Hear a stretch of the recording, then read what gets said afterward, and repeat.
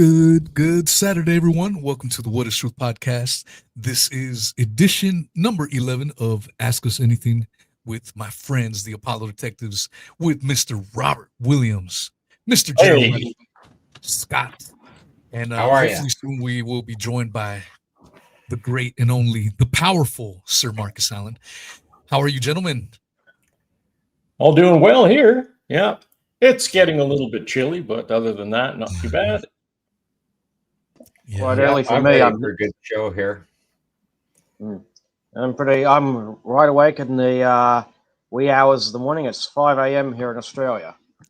and what's the weather like over there, Jera?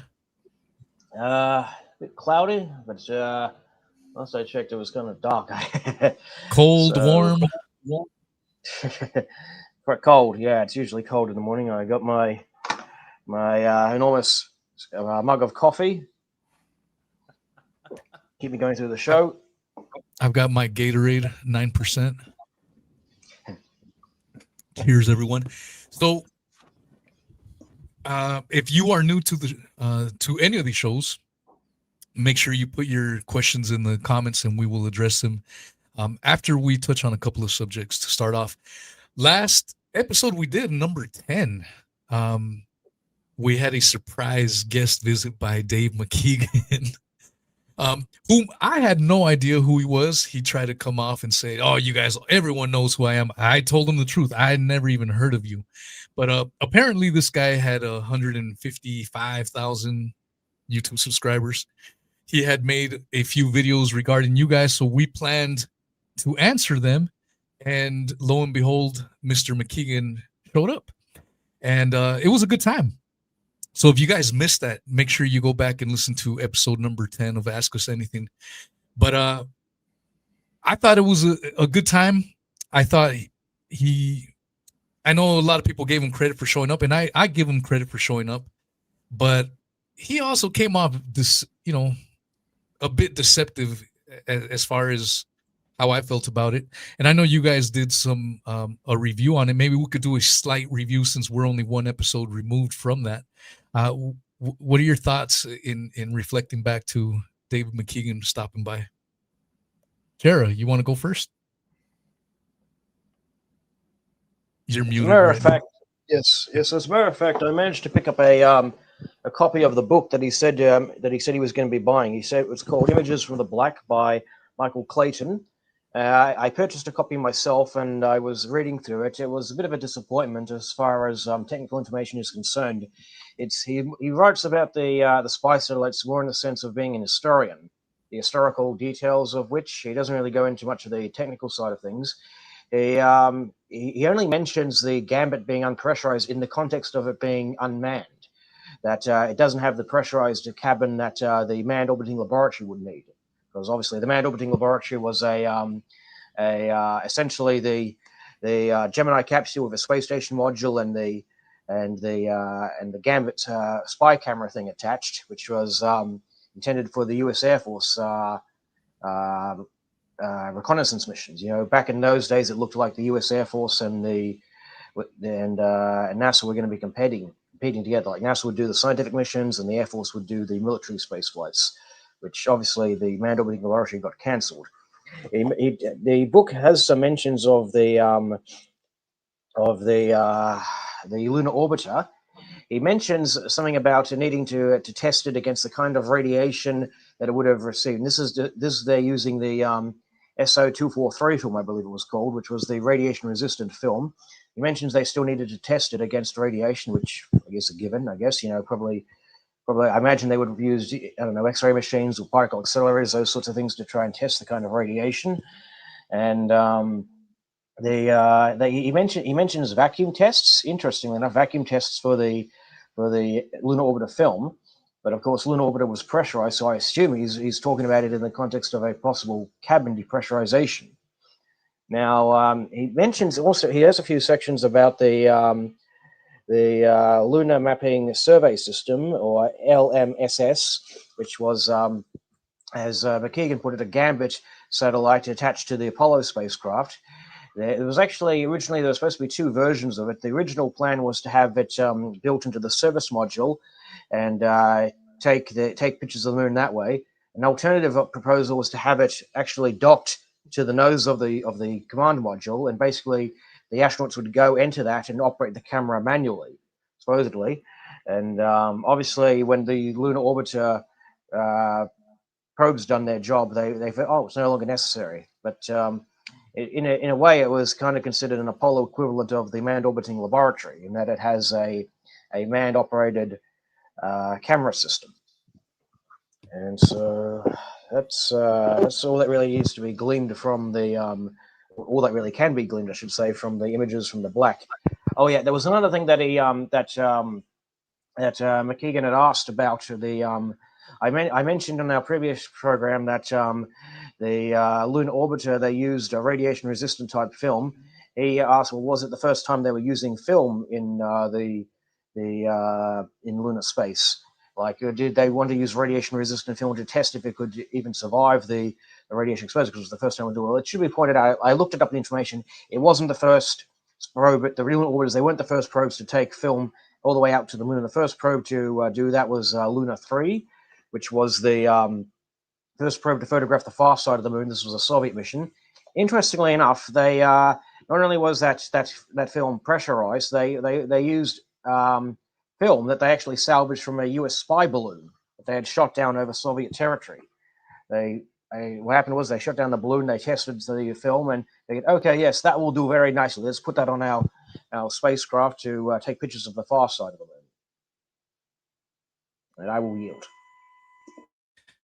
Beautiful. Scott, you wanna make a few comments regarding that, Mr. Keegan? Well, as far as McKeegan coming on the show, I thought it was great that he was bold enough to come on and discuss it with us. I thought it was a great chat. Everybody was very civilized. You know, I don't think anything was a resounding proof of anything, right? He didn't have anything to really say about the film that would convince me that there's actually material out there that would work in the space environment, you know, considering the vacuum, the radiation, the temperature. I mean, even the batteries in a camera wouldn't continue to function in those just the wide-ranging temperature alone on the lunar surface, right? And it's not like they were out there for an hour or so. They were out there for 8-hour, you know, EVAs sort of thing, right? And I shouldn't say that they were out there. They weren't out there. They were at Flagstaff. Simple, right? And you see people commenting. I see people commenting and saying, well, how come the tracks are still dark? Well, that's because you're at Flagstaff and there's moisture in the ground, right? As soon as you disturb the surface, okay, you have a different color. Even if you walk on a beach, the sand is quite dry, right? When you disturb it, it's still the same color. Yeah. And if you were actually on the lunar surface, of course, with the amount of dust that's there and everything else, you wouldn't be able to take a picture of anything because you'd just be surrounded with the dust, especially when it's the sun shining on it and you have a photoelectric charge. As soon as you disturb that, it's just going to surround you. Right? The same thing if they actually landed there, they would have to sit there for a month and wait for the dust to settle. Yeah, well, what about that fella in the comments? He was going on about that and said that you cannot have a dust floating around in a vacuum. Well, that's interesting, isn't it? Because I showed that mirror on Surveyor 3. Well, how did that dust get there? Not only that, but what about the Magellan clouds? And like Jarrah said, look at the dust all that's out in the universe. These big dust clouds. Dust in the interstellar medium. We have, in fact, some stars we can only see in the infrared because the normal light can't penetrate through the dust field that's in interstellar space. You know, you look at it with interstellar. So you look at it with the infrared, so like, oh yeah, we can see stars that didn't appear there before in these other wavelengths. Yeah, precisely. But one Well, thing I really liked about this was the Barron report. And one thing that there was actually two things that got me was that Hey, Robert, pardon? I do want to get into the Barron report though, because you guys did an excellent video. So for those not familiar, make sure you're subscribed to the Apollo Detectives YouTube channel. I do want to cover that, but can I first get to the first article of business, which is an article from the BBC regarding the alleged return to the moon in February? Oh, absolutely. And then I definitely want to touch on that Thomas Barron, because I thought you guys did a killer job on that video a few days ago. So one of the things that prompted this episode of Ask Us Anything was not just a few days ago. There was a huge press conference that we will be, or not we, but NASA will be going back to the moon, returning back to the moon. This is an article from the BBC from 4 days ago by author Palab Ghosh. NASA plans first crew mission in 50 years for February 2026. And there is a picture of these astronauts that will allegedly be making the trip.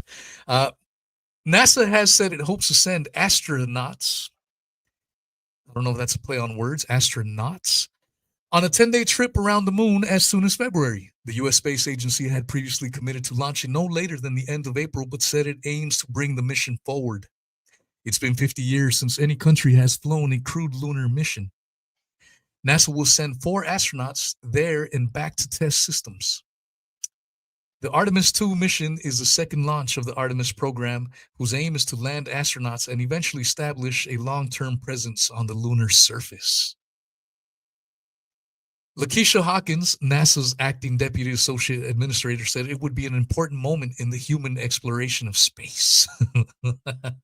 Sorry. We together have a front row seat to history, she told a news conference this afternoon.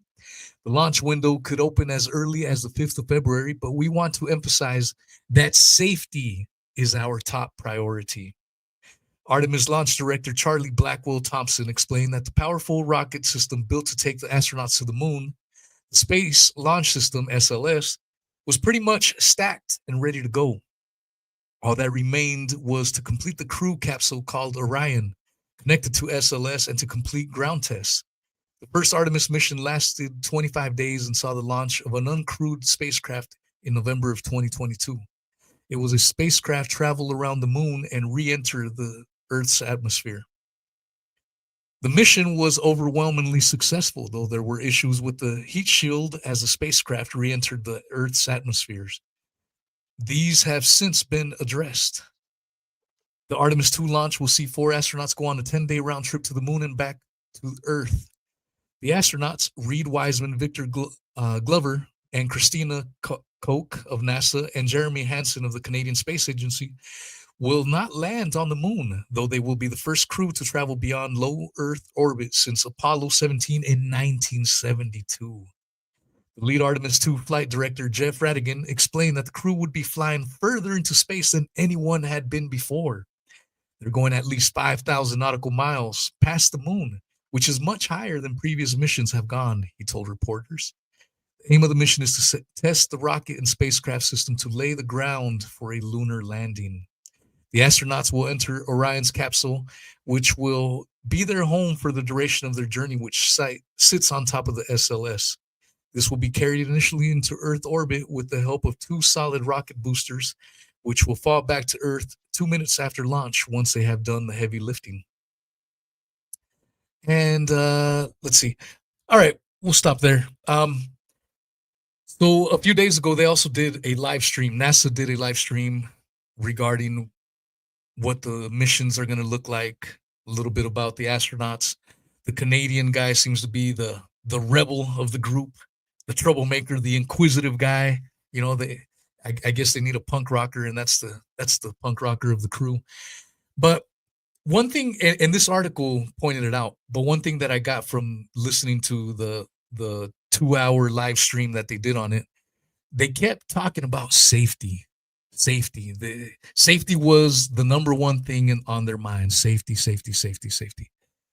But where the hell was safety in the 1960s and 70s? Especially when, and we're going to get into it a little deeper, when Thomas Barron's report came out, didn't seem like they gave a shit about any safety back then. But now, before we go any further, before we get too excited, safety first, guys. Scott, you got a big old smile on your face. What are your thoughts? Well, 10 days in space, 1 woman and 3 men. Who's in charge of changing the diapers? And who's looking after the morning wood? I mean, it's going to get quite personal up there, right?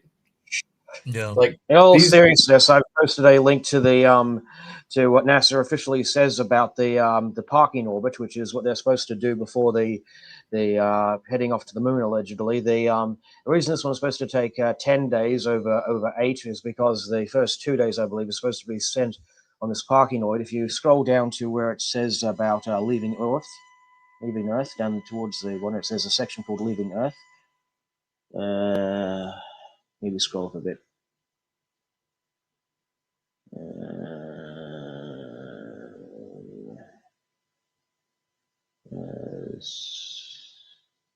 Leaving Earth right here. That's good. Okay, in the second paragraph, it mentions here, I'll just read it out to you. Where's the section? The spacecraft will first reach an initial orbit, flying in the shape of an ellipse at an altitude of 115 by 1,400 miles. That's about 2,200 kilometers. The orbit will last over 90 minutes and will include the first firing of the ICPS to maintain the Orion's path. After the first orbit, the ICPS will raise the Orion's orbit to a high Earth orbit. This maneuver will enable the spacecraft to build enough speed for the eventual push towards the moon. The second, larger orbit will take approximately 23.5 hours, with the Orion flying in an ellipse of about 115 and 46,000 miles above the Earth. For perspective, the International Space Station flies nearly a circular orbit with 250 miles above our planet. This literally flies in the face of everything NASA claims was done to supposedly minimize the radiation on Apollo. They say, they only threw through the narrow part for a few minutes, or not. Basically, they say, we skipped that. We managed to avoid the thing. Well, first of all, the 1,400 initial orbit, right? That will take it right in reach of the heart of the inner belt. Okay, keep in mind these American launchers, they typically have a inclination of about 30 degrees. Okay, and so an inclination of that with an altitude of 1,400 miles will put it within reach of the heart of the inner proton belt, which is which will deliver many hundreds of rem per hour. Okay, and then we get to the higher orbit. That is practically guaranteed to have at least 4 exposures to the belts, 2 of the inner belt and 2 of the outer belt. Okay, it completely beggars. They talk about safety, right? But you want to talk about flying them through the hearts of these belts. Okay, what happened to all this talk about minimizing exposure to radiation? Now they're just hanging around here. This is literally a disaster waiting to happen. I say it's a big if this is a genuine mission. Okay, this is practically guaranteed to have a lethal exposure to the radiation and kill the astronauts. Yeah, and then they have to go through it one more time to go to the moon. If they're doing a couple elliptical orbits. I think Orion sounds more like I'm lying. Is what I think. Another thing as well, it should be noted, is that the Orion already has thrice as much radiation shielding as Apollo, has thrice as much shielding in general, I should say, because the Apollo spacecraft was rated at 7 to 8 grams per square centimeter, and Orion is rated at 20 grams per square centimeter. And they actually posted this in the comments of one of your previous videos. Somebody was citing the data from the dummies, Helga and the other one, I forget her name right now, but the Helga was the one that had the data reported for all the different parts of the body, what all these different detectors were representing. But here's the thing: they didn't mention a full body dose. They only mentioned the doses for the individual organs and stuff. And if you look at the numbers, you'll find that okay, the organs, they all seem to be about evenly irradiated, which would imply that if a human was exposed to this thing, it would be a full body irradiation. So we could treat these individual doses as effective doses. Effective dose. It's very important to know the difference between absorbed doses, equivalent doses, and effective doses. The absorbed dose is simply the amount of radiation energy deposited in the body. Okay, the equivalent dose is when you take that and then you multiply it by a radiation weight factor, depending on what type of radiation was radiated in the subject. For electrons and X-rays and gamma rays, the radiation equivalent radiation weight factor is 1. So the absorbed dose is about the same as the equivalent dose. If it's protons or neutrons, then it tends to be very higher. Like for protons, it's 5, and for neutrons, it's 5 to 20, depending on the energy of the neutron. And so then we have the effective dose, which considers scenarios in which only parts of the body has been irradiated, and so we simply take the equivalent dose and multiply it by the tissue weighting factor of the irradiated body part in question. So working backwards, I did the math, and I found if this was a full body dose, a full body exposure for an astronaut, it would have been equivalent to what people who were evacuated from Chernobyl would have received. Which but Jared, there's a lot of people. But there's a lot of people who are saying that's not true. They'll say a lot of things, but that's what the numbers say. So, the numbers they say that it's not true, but where is their math? How many times have I posted all of your math in the videos? Now, we're not talking about going to Chat GPT and pulling the math out of there. We're talking about you doing it by hand and then sending it to me, and then I post it. So, there's a saying that we have at university, Macquarie University. They used to have this saying: "No math, no marks." Evidently, the people who claim that the radiation is safe, they obviously don't live by that principle. No, well, I think it's the same thing with when you go into the Barron report and you see people that are lighting cigarette lighters to try to read stickers off of the equipment, and these guys are right up near the launch pad, near that liquid oxygen. And there's a big, huge sign there that says no smoking on the tank. I mean, how big can you make the sign? It's massive. You see the signs that they have all over the place, especially on those tanks. They're massive. And then you have people coming in, but then you have people coming into work with alcohol in their systems in excessive amounts. Now, these are the pad workers we're talking about, the people that are working right there, refueling that rocket up. Yeah. This is terrible. It's crazy. It's crazy, yeah. What does that sign say? Liquid oxygen, no smoking. Yeah. It's crazy how cavalier they were acting on the pad during the Apollo 1. And then we're talking about contamination. Oh, somebody's hitting their microphone, and it's really making a racket over here. But in any case, then you look at the O2, the spacecraft 012 contamination. Oh boy, you don't even want to start getting into that stuff. But then you go up over to this part here, and this is what just absolutely floors me. When you have people that are doing other people's jobs, you have engineers operating equipment instead of technical people. You have people are lax when it comes to safety. Well, we've just seen that. Then people are lax when it comes to maintaining cleanliness levels. And then again, it goes back to they don't get an official time period to get used to what they're doing because they're too busy shuffling them around all over the place. And then many technicians, they don't even know their job. And this is partly due to the fact that they're constantly shifted from one job to another, allowing ill practices to continue when the company is aware of it. Now, the NAA doesn't even give the working force a feeling of accomplishment, and they don't maintain proper work and systems records. Now, I understand this because when you're doing a new project the size and scale of this project, you're going to have a deficiency list that's going to be miles long, an arm length long. But when you come to all of these problems that they're having here, for example, you have cables that are coming from the factories wired incorrectly. You have the female connectors with the wires in the wrong pins, and you have the male connectors with the wires in the opposite pins. This just goes on and on. You know, you have radar systems failing because our radar systems will not boot up because the connectors are wired wrong. You have people that are getting fired for the silliest things like, oh, I need to go to the doctor. So they go to the doctor, they come back, guess what? Their job's gone, and there's not really an explanation for it, you know? And then they also, when the vendors have asked the service engineers to make sure that the type of systems like fuel oxidizers and all that stuff on the vendor's instruction sheet, well, here's another problem is that the mechanics manufacture a new 1/4 inch line. And then the problem is that over on the Bendix labs, the new line has the wrong part number etched into it. So now they can't use it. Now, mind you, this is all coming from the factory.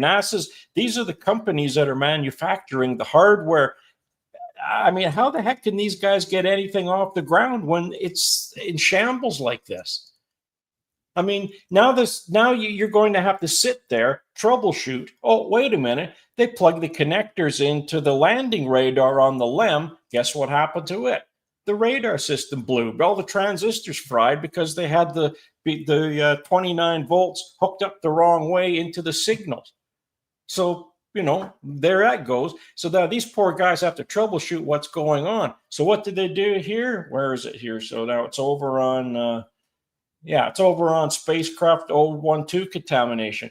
Now, when these guys are going through that down near the bottom of that list, you have, again, right, you have these cables that are stamped with the wrong, they're stamped with the wrong cables of the connectors.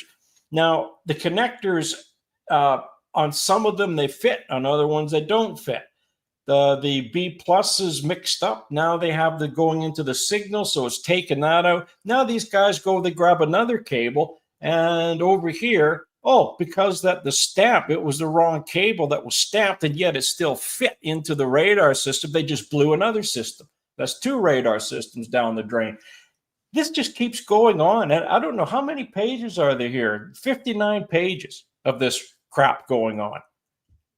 And it makes you wonder, how the heck could they have, again, how could they have gotten this thing off the ground so fast? And yet they can't do it today. And the last time Donald Trump was in power, he gave them all the money they needed to go back. He wanted them to go back. And these guys are saying, oh, yeah, but they don't have enough money. They didn't have the big budget that they had in the past. Donald Trump gave it to them. And what did they do? Oh, we can't do it. Oh, well, we can't replicate the Saturn V engines.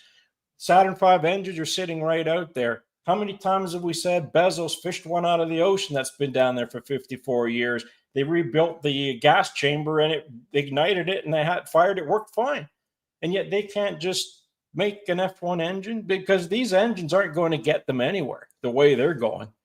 And maybe the SLS system will get them around to the moon and back, but we're talking about adding a lunar gateway station to that before Artemis 3 goes. Well, they're behind on the modules. They have 2 modules completed, but there's 5 modules there for the lunar gateway station.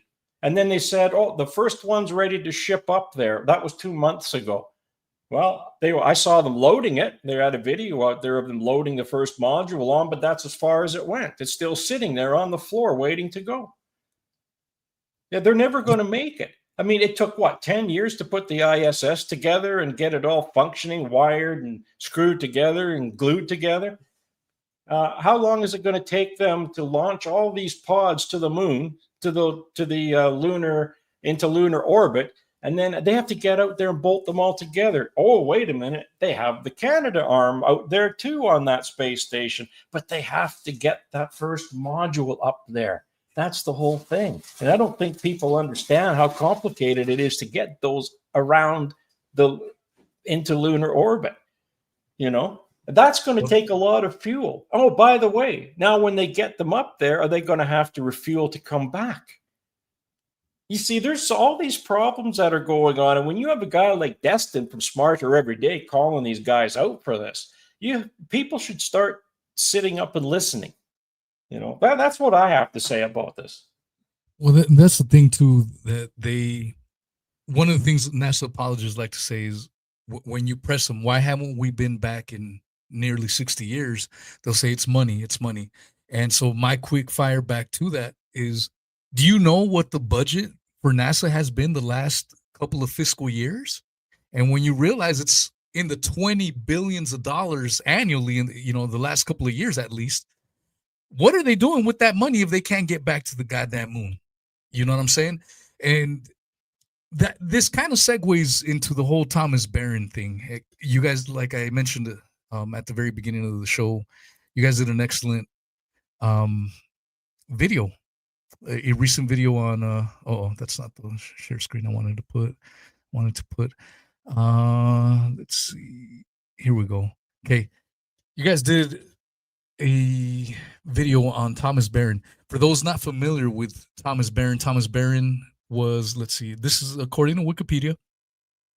Barron compiled a 169-page report critical of safety standards at North American aviation and leaked his report to the media. After the NAA learned of this, they fired him. After the Apollo 1 fire, Barron wrote a 275-page report on NASA's safety protocol violations, which he gave to Representative Alan E. Teague's investigation at Cape Kennedy in Florida on April 21st, 1967. The chairman of the NASA Oversight Committee claimed that Barron had made a valuable contribution to the Apollo fire probe, but that he had been overzealous. That's ridiculous. Thomas Barron, died 6 days after the testimony. He was killed instantly, along with his wife and stepdaughter, when a train crashed into their car near their home in Mims, Florida. All right, so like I stated, if you guys haven't followed the Apollo Detectives on YouTube, make sure you do. This video that they did just 5 days ago, I believe, excellent video. Scott, I think you were one of the key investigators to this new information. What was that all about? You're muted, Scott. Yeah. What new information are you talking about on the Barron report? On Thomas Barron, yeah, the stuff that they added in and whatnot. Well, when you actually read any parts of the documentation that he presented in there, you can understand that there was going to be problems, but not at the level that he was describing. I mean, you're taking a project and trying to put it together in less than 6 years, and you have to design the building, then you have to design the equipment that's going to be manufacturing the product that you're going to do. Then you have to hire all of these people. You have all these subcontractors out there. Who the hell can just right off the top of their head write something up for them to produce a product for you when you're constructing this thing, when you haven't got a clue how it's all going to go together, right? That was almost an impossible task. The fact of the matter that they got a rocket off the ground was absolutely amazing. You know, when you look at the difficulty to even, like, let's say you're going to build a car, let's say you're going to build a plane from scratch, and you've never built one before, right? But first you're going to have to put the building up. Then you're going to have to build all the equipment that you need to build the plane. How do you know what kind of equipment to build if you don't know what the exact design is going to be, right? That's the problem they had. Then they had all the subcontractors out there. Yeah, produce this product, right? They bring these cables in and they all have the same fittings on them so that you can plug them into anywhere, right? You're going to blow stuff up, right? You're going to have too much hydro going in. All of those things were there. He simply was reporting on how serious the problem was, right? And of course, 50 years later, you still have the same problems that have to be overcome, right? And Orion, I mean, what it spent 15 minutes in the on the first test that they shot it up into the so-called belts. Only spent 15 minutes there. That was it, right? Its re-entry, the heat shields were not up to snuff, and that's less than 50% of the heat that it's going to manage if it's coming from the moon. I think that. Go ahead. Well, I'm just saying that with all of these problems that are there, they haven't actually been tested yet. Orion hasn't been tested at full re-entry speed to see if those heat shields will work, right? They're still dealing with a spacecraft that doesn't have an airlock. It doesn't have a bathroom. They're going to spend 10 days in space with a woman, and they don't have a bathroom, right? I was going to say as well is that given the problems that they had with the heat shield on the first flight, or Artemis 1, you'd think that they would make the next flight also unmanned, just to repeat the test to make sure if they've got the heat shield working up and running again, make sure if they've overcome that problem. But apparently they just say, no, we're not going to change the heat shield. We're just going to change the re-entry angle a little bit, see if it does any better. Well, still, you would think that you would want to make sure that angle works better than the last one did before you put people on there. Now, just regarding this Barron report, we can see it on screen now. I shared the link to the report in the private chat and also in the public chat. Anybody who wants to have a read of Barron's 55-page report can feel free to download it and evaluate it for themselves. I do stress that it's only the 55-page report. The expanded 500-page report is still missing. If anybody can find that, that's a godsend. Hey, Jared, let's read that preface by Thomas Barron. Let's see. It has often been said that people must do what they think is right. In many cases, this has been a costly quotation to follow, but it is probably one of the very few ways we have of advancing ourselves as a nation. There are too many opportunities for organizations to live off of the taxpayer. It always seems that the more tax monies that can be had, the more this money that is wasted. There is no question in my mind that there is gross mismanagement in relation to man hours and proper control of materials and to the treatment of people. In my opinion, North American aviation has had the funds to correctly administer a space program without compromising the safety of its employees, the astronauts, or the objectives of the project itself. North American aviation has not, in many ways, met their contractual obligations to the United States government or the taxpayer. I do not have all the information I need to prove all that is in this report. I just hope someone with proper authority will use this information as a basis to conduct a proper investigation. Someone had to make known to the public and the government that the infractions are taking place. I am attempting to do that. Someone else will have to try to correct these infractions. Thomas Barron. That's rather powerful. I mean, he's prefacing his report by saying, look, I don't have it all, but here's what I've seen. Here's what I do have. And I hope other people, pick up from where I started and carry this torch. And his emphasis was on safety. So something that NASA of 2025 is now worried about. Oh, we first have to think about safety. They didn't give a shit about it back then. And I keep hearing, I don't know if that's your background noise, Jared, that little beep. Yeah, that's what it was. And it's fascinating to see how these things were seen all those decades ago. Yeah, what is really interesting though, when you read through like the number of documents I've read through over the years, like if you just read them, it all sounds very technical, very good, everything else like that. But every time when you're reading through a document, like from the server, the report server, right, from NASA, you'll see that they're encountering different problems, but you'll never find a document that corrects those problems. right? They're testing a piece of equipment. Okay, it doesn't meet the standards. They simply lowered the standards for it to pass. That's simply what was happening, right? That vehicle that they were building, okay, was, to start with, was not designed for human occupation. You can't put people on board that thing. That's a military piece of equipment that they were trying to put a capsule on top of, right? That thing was simply for a warhead. What they wanted was a long-range warhead. That they built.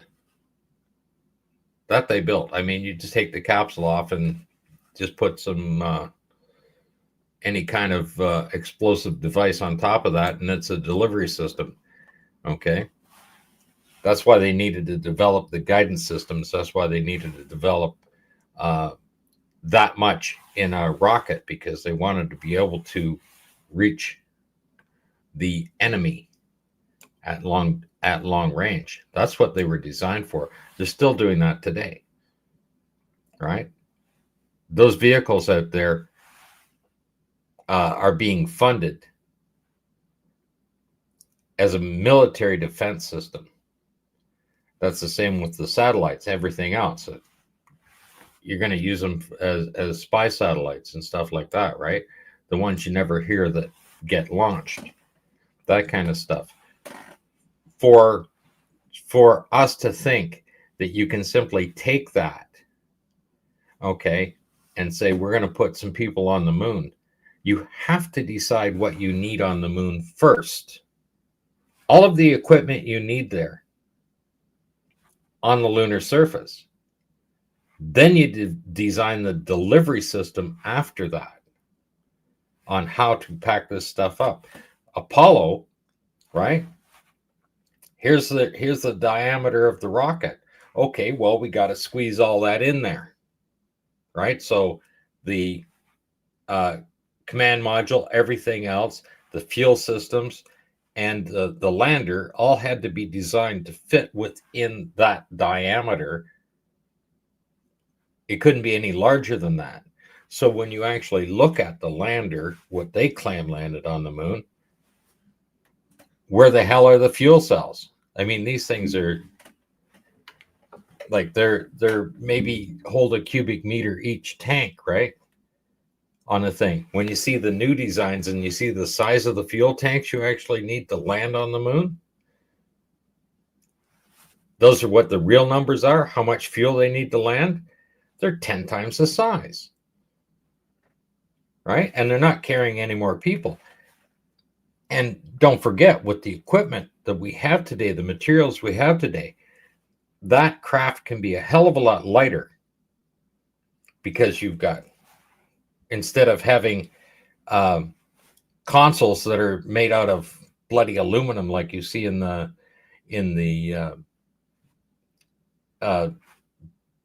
the Apollo descent stage, right? That could all be carbon fiber, or even lighter materials, right? That they want to design in there. All of those controls and everything else would be a lot lighter. Okay, and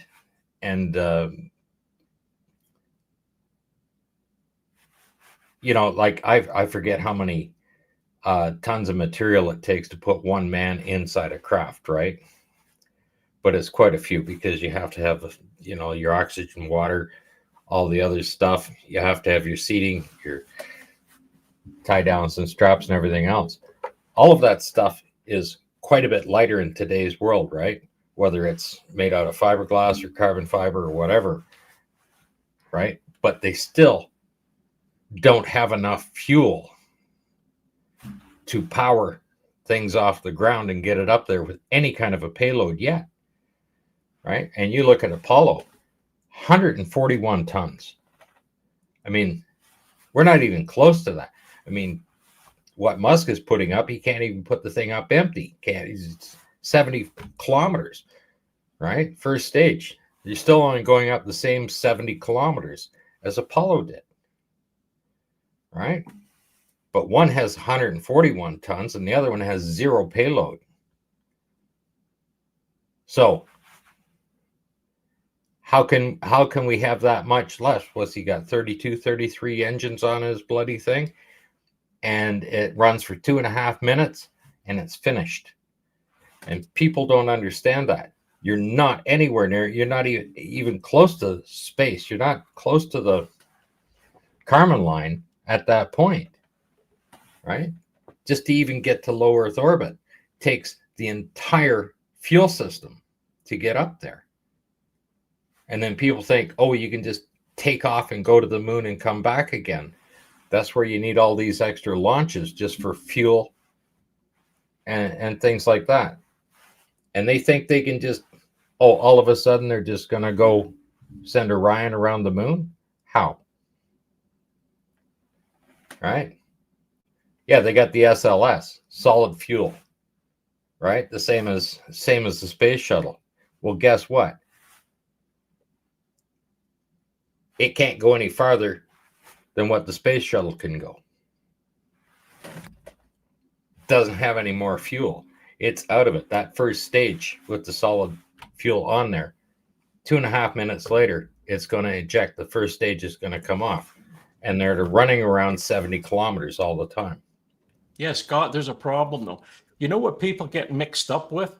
They get mixed up with Elon Musk's SpaceX vehicle, Starship, and they get mixed up with the Artemis, because now the 2030, well, depends what channel you watch.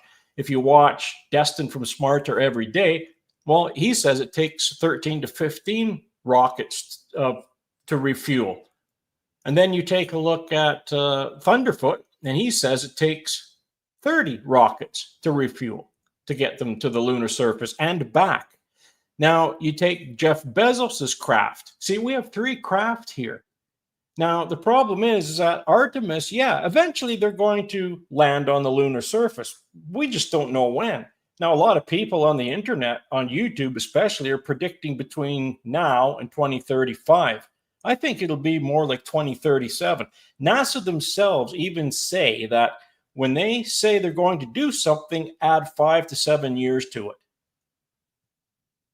I would like to add my 2 cents worth regarding this this SLS system and also the Starship. Obviously, it needs to be emphasized as well that the Starship, which is supposed to land on the moon, is essentially equivalent almost to landing the S4B stage from Apollo on the moon, because it's essentially, it doubles as the Earth departure stage and the lander.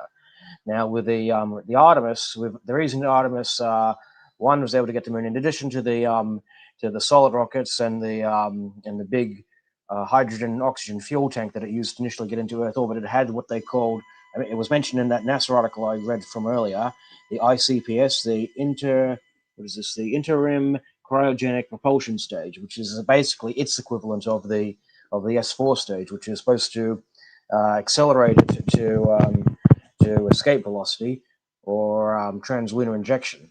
And so that's what they say they used to get to the moon.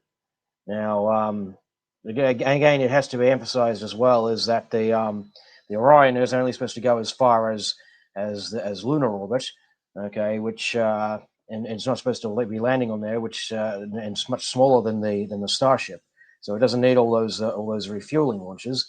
But then, of course, you're back to the shielding penalty, because if you were to provide the equivalent of 2 meters of water surrounding the capsule, it would be way too heavy for the SLS to take to the moon. In fact, we were talking on the last show about Werner von Braun's 50 crew expedition. He wasn't just proposing to take crew to the moon; he was also proposing to bring the shelter. Bring pieces basically to build a moon base there to try to bunker down from the radiation, which of course adds to the overall mass of the entire expedition. If you're trying to bring shielding to the moon, you're going to need more propellant. It just all adds up in the long run. Yeah, well, that is exactly what Thunderfoot said. So when he did the calculations, it came out quite a bit different. You know, he added an extra 10 rockets of fuel to that. And what about and then what about the fuel? Now we're talking something different now, because we're talking about the fuel that is going to land the craft once it undocks from the Lunar Gateway Station. And once it goes down to the lunar surface, are they going to have to refuel it? I don't know. I don't think so. Nobody's really discussed that yet, but I imagine they would have enough fuel to get there and back. But have you seen the size of the fuel tanks on that craft compared to what Apollo had?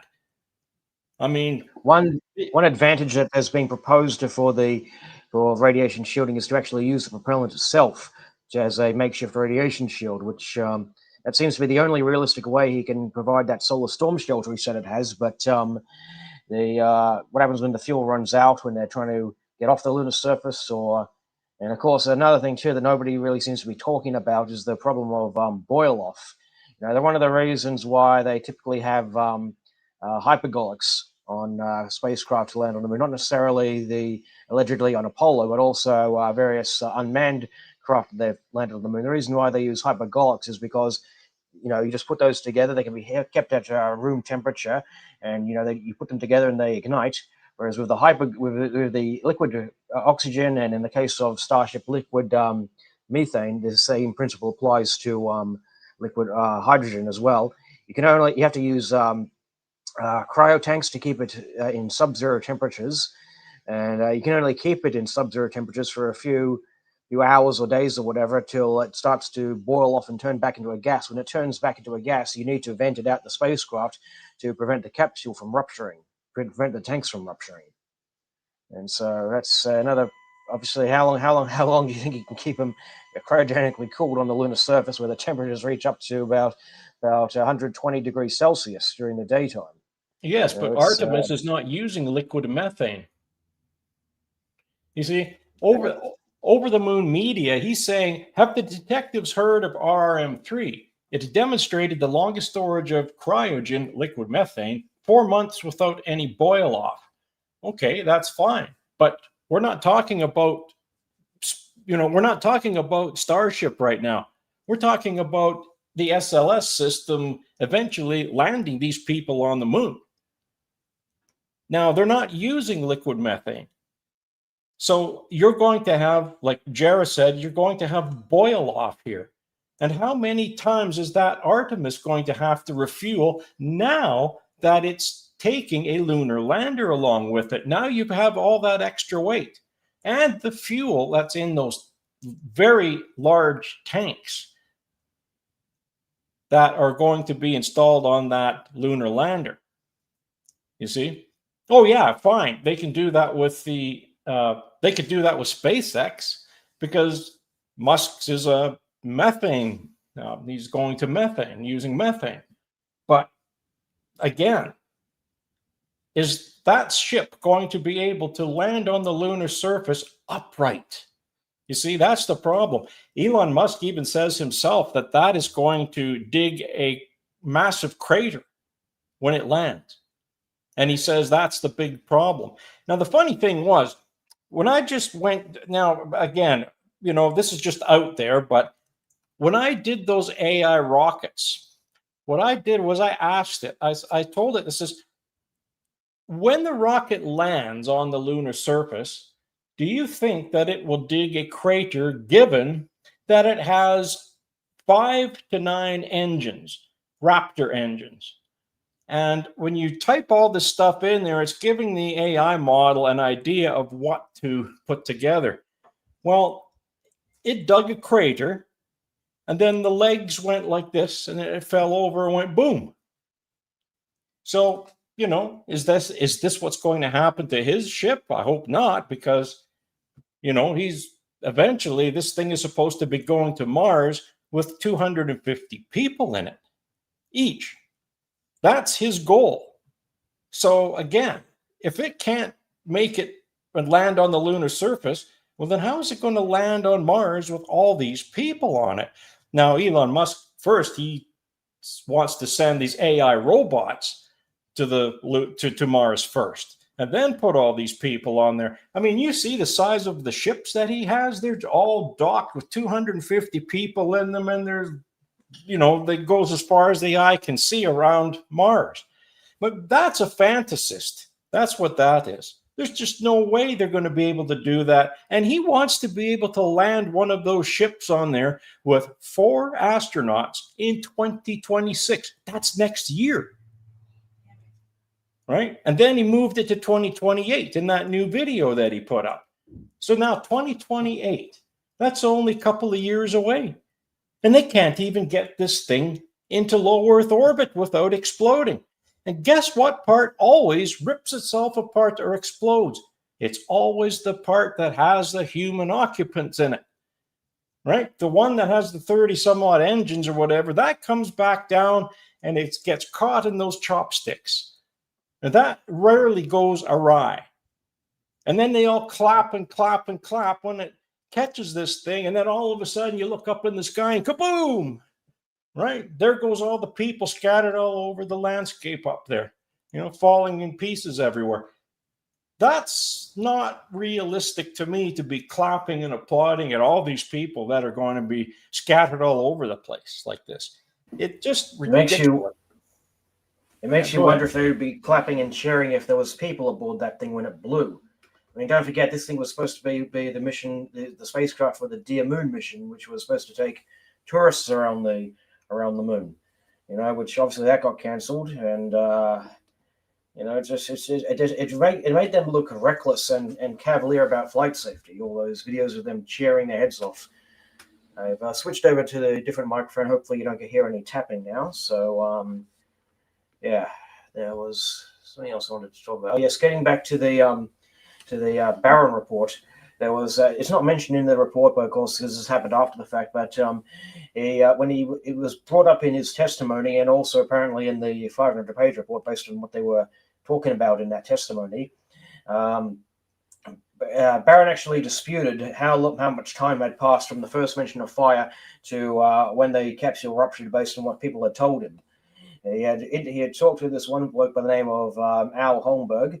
And Holmberg, according to Barron, he told him that there was close to 10 to 12 minutes had gone by from the first mention of fire to when the spacecraft ruptured. And Holmberg was then brought in to testify after Barron had finished his testimony, and basically denied everything he had told Barron. But interestingly enough, his testimony what Barron claims he told him is corroborated with what a fellow by the name of Gary Probst, a RCA technician, had said. I've got the actual book right here, as a matter of fact. Mission to the Moon by Kennan and Harvey. Let's see. There we go. This is what Gary Probst told the review board. He says, about 15 seconds after the first cry of fire, I saw more arms in addition to whites in front of the porthole, seemingly coming in from the left. Looking further back into the spacecraft, he's watching it on the monitors. Looking further back into the spacecraft, I could see legs of the center astronaut moving about. The movement inside the spacecraft lasted about 2 minutes before the flames began to block the view. During the entire time I watched the astronauts moving, their spacesuits were silver in color, with no signs of being charred or burned. I know that my times are very near accurate because I remember saying to the others that had gathered in the area of the monitor, blow the hatch. Why don't they blow the hatch? On Mercury and Gemini, they had doors that could be opened explosively. If there was a fire, you just blow the hatch, all the oxygen gets sucked out, and you're good to go, good to get out. But they didn't have a explosive door on Apollo. Anyways, Probst goes on to say, one person that was near said that the spacesuits would protect them from the heat until they could get out. A short conversation then took place concerning how long and how much the suits could protect them from the fire. Also, comment was made as why no one had entered the White Room yet. During the time of this conversation, the White Room was still clear and the astronauts' motion still visible. Now, that's what he told the review board, and he stood by his story a year later. He told Today, which was a Florida newspaper, Propsy says, I think NASA convinced themselves of what happened in that spacecraft, but they didn't convince me. It was about 3 minutes after the fire started that the White Room began to fill with smoke. Prior to that time, the air was clear. I saw the astronauts moving inside for at least 2 minutes before the flames began to block the view. So we have the astronauts trying to get out for at least 2 minutes, according to Props, or 10 to 12 minutes, according to Barron, based on what Holmberg told him, or later denied telling him. And so they then that's what I've gone off the rails. Oh yeah, and of course after their testimony, Barron was then killed when his car was hit by a train. We're going to be discussing this on the next show. Shall I save this for later, or shall we bring it up now, Robert? Yeah, actually, it'll be in part 2 that we're working on now. But give us a little teaser. Come on now. On the what is okay. Yeah, throw a teaser out there. Okay. Well, apparently the train's car was dispatched from a NASA facility. It was dispatched from it was a NASA train that hit him. Interestingly enough, makes you wonder. NASA train? Yes, it was dispatched by one of their facilities. And interesting, it wasn't even that much of a train. It was just a single locomotive and a rail car. You know, you'd think, the people would claim, oh, he was trying to beat the train, or well, first of all, he's a safety inspector. You know, that's his job to make sure everything is in order, make sure everything. He's not Homer Simpson, obviously. He's basically trying to. You would think that a safety inspector would take precaution, especially considering, it's just the one rail car. Can I say something, Jared? So I drive. I have a commercial driver license. I drive big rigs. I've been doing it for 16 years. And one of the most annoying people you meet driving around are safety personnel, because they nitpick on every damn thing. They're so safe that they're annoyingly safe. So someone like Thomas Barron, I have to imagine, that's all he thinks about, all constantly. These guys, it takes a special type of person to become a safety person. In all the years of driving, when I meet someone, I'm like, that guy's safety. That guy's safety. Just the way they act, it's just a certain, your brain is wired differently. And I have to imagine someone like Thomas Barron, even way back in the 60s, was probably in that same mold. How the hell is a safety guy going to get in an accident with a damn train? It makes zero damn sense. And it should also be noted as well, this is actually mentioned in his report, where, because as I said before, he leaked the report to the press and he got fired. It actually said, he actually has a section about his termination here. Where's the section? Here we go. He basically asked his supervisor, I asked him if my work had anything to do with my termination. He stated that as far as my work went, he couldn't have asked for a better job, which puts it into perspective. You know, so if he was the absolute best safety inspector the guy could have asked for, you know, this would be the last person who would be trying to beat a train, especially a puny one, you know, a single railcar train. Yeah, and then the timing, only a few days after his testimony, is rather sus.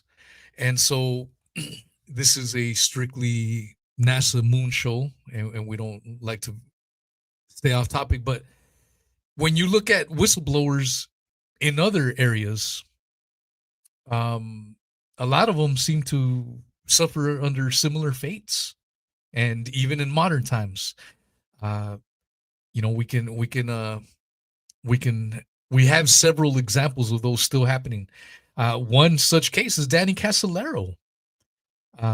And so, and the list goes on and on with actual real whistleblowers, like a Thomas Barron was. So I don't want to get off topic. Yeah. I just wanted to mention, I was actually, what you just brought up reminded me of something I read in this book here. This is Truth Lies in O-Rings by Al McDonald, who was one of the Challenger whistleblowers. He was actually he actually mentions this in his book. He was very concerned about getting on a plane to go to testify, you know, about what was happening on the night before the Challenger launch, because he was concerned, various colleagues of his was concerned he would have an accident on the flight. An accident, you know, because they feared that they would probably silence him, because he was the first guy. He was the first one to speak up, because initially when the shuttle blew, NASA, they waived Morton Firecole's written approval to launch the Challenger in cold weather, as if it was the only recommendation to launch. It was only after McDonald put his hand up and stepped forward and basically said our original recommendation was not to launch, that he basically became something of a target for character assassination, him and especially Roger Beaujolais.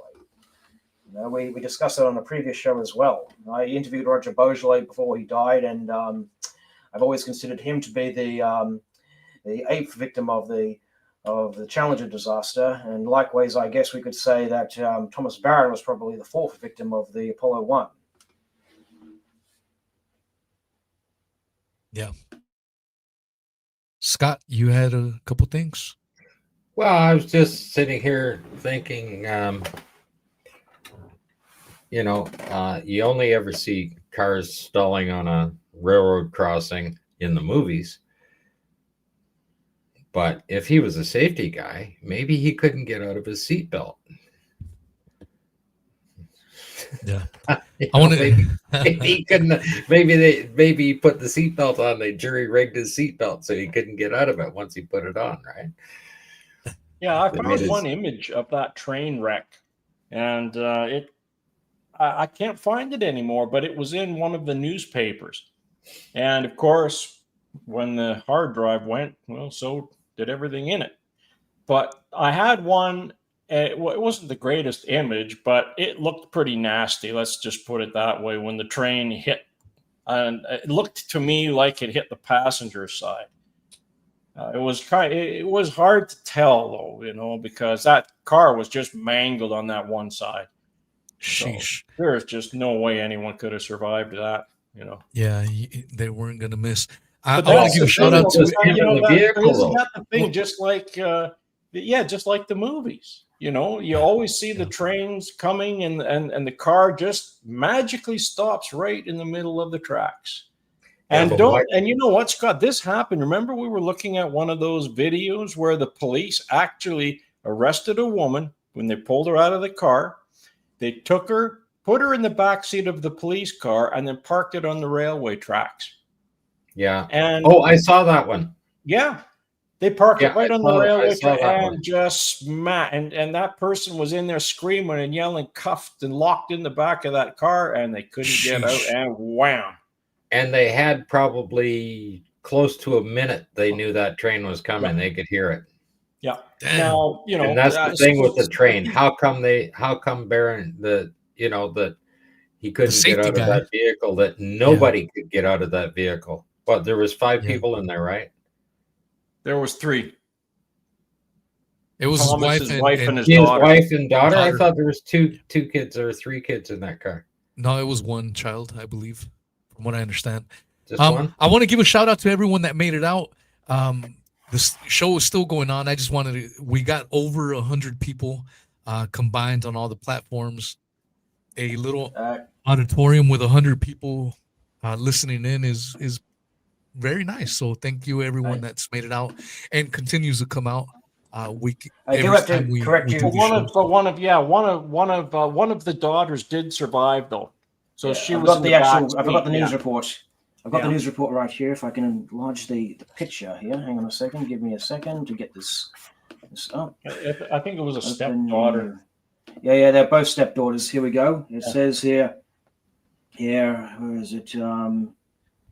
If you share the link, his wife. Yeah, I'll send it. I actually found it on the Find My Grave website here.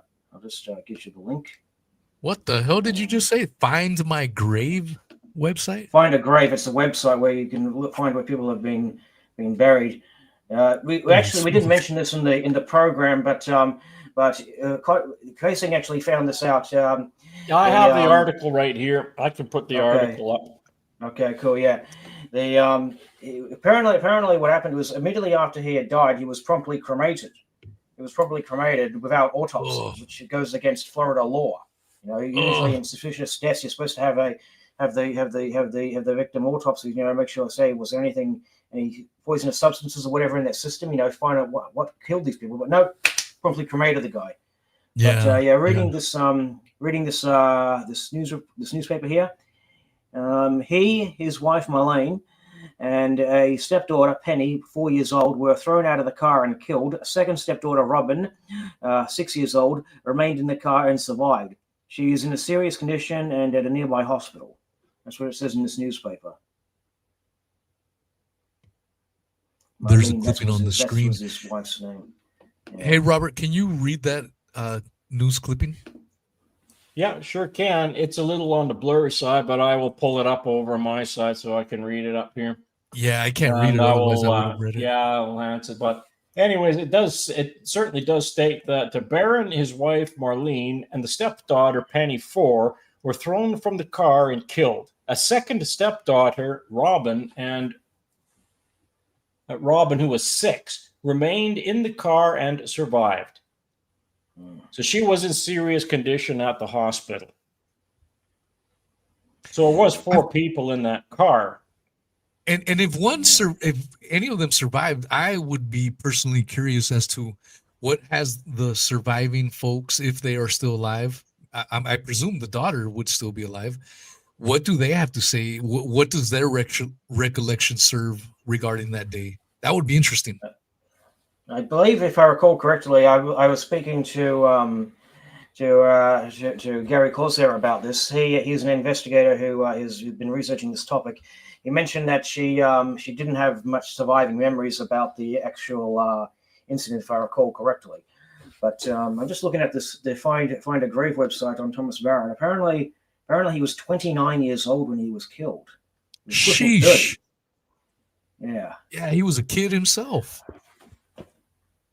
Damn. So tragic. So tragic. That is wild. Yeah. Says he was born in August 4th, 1937. Death April 28, 1967. So yeah, and his ashes are buried at Memorial Park Cemetery in Pennsylvania. What's this? I put his gravesite up. Yeah. Okay. Cool. Yeah. Yeah. Can you pop it up there? Yeah. What everybody needs to know is that the Apollo 1 accident was January 27th of the same year, and he died April, what was it, 22nd?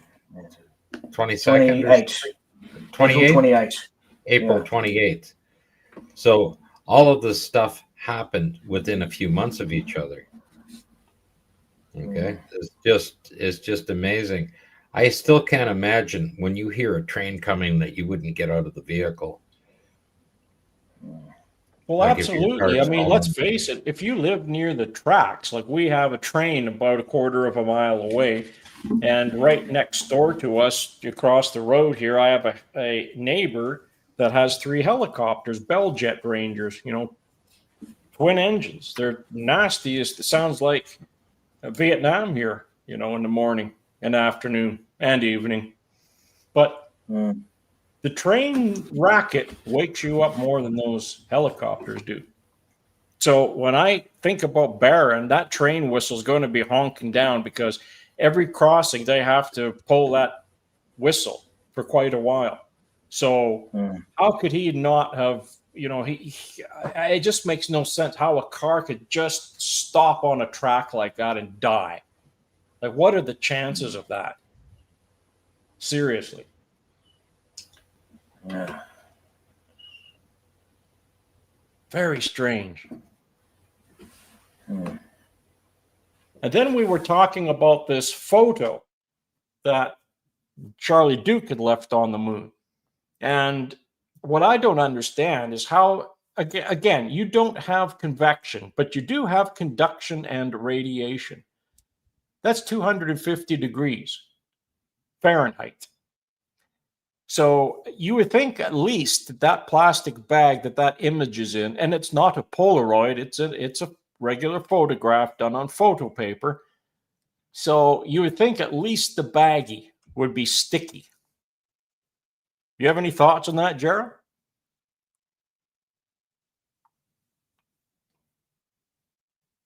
No, you're muted. You're muted, bro. Yeah, I was actually just trying to find the photograph online so we can actually share what we're talking about here. Let me get the I'll picture put it up for you. Okay, that's good. Yeah. I know, as I mentioned on the program, I know some people have been asking why didn't the thing burst into flames? Well, it doesn't have any. There's no air on the moon, so we wouldn't expect it to burst into flames. It doesn't have any air to support combustion. But at the very least, the plastic on the the paper that the thing is wrapped in. I would have to depend on what kind of plastic it's made of and stuff like that. If it's off the shelf shopping bag type plastic, you'd expect it to get rather, as you said, soft, or start to melt somewhat in the heat, and that's the photo right there. With the I've gone off the rails right now. Lost my train of thought, but if it's conventional, I'd have to look up to see what kind of plastic they were using to wrap that picture in.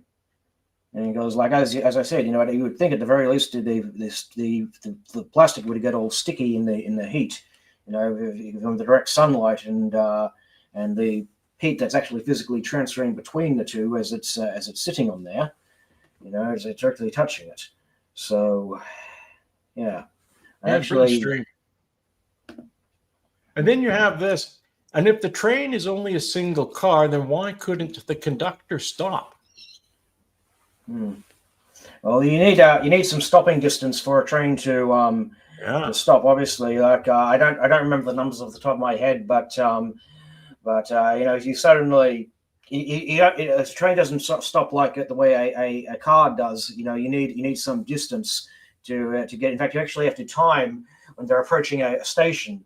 They actually have to time to when they actually put on the brakes, such that it will stop at the platform, such that all the carriages are on the platform, so the passengers can get off. If you're going too fast and you pull the brakes too soon, then you won't have the entire train on the platform. You'll be either undershoot or overshoot the platform. And so if there's if I recall correctly, I think the numbers of the speed was mentioned somewhere in the newspapers. I can't remember. Here we go.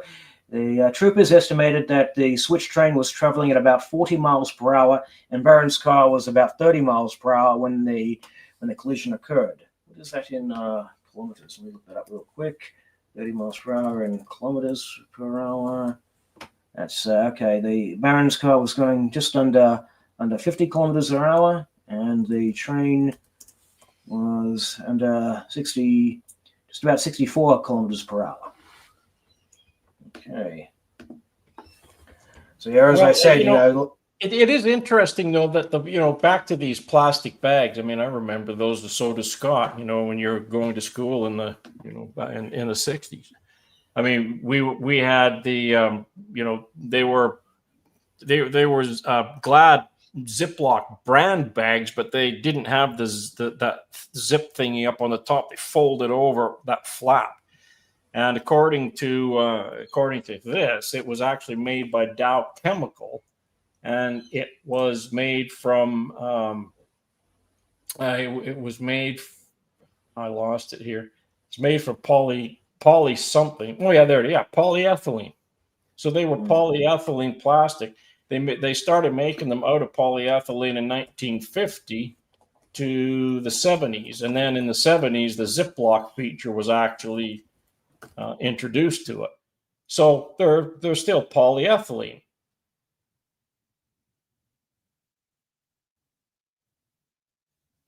So of course, polyethylene, well, you just have to get the temperature that they melt at. So You gone quiet, Rob.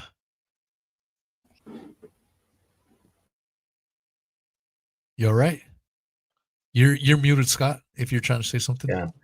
I don't know what happened to him either. I was just thinking that's Jared's gone. Okay, so then it starts to melt at 135 C.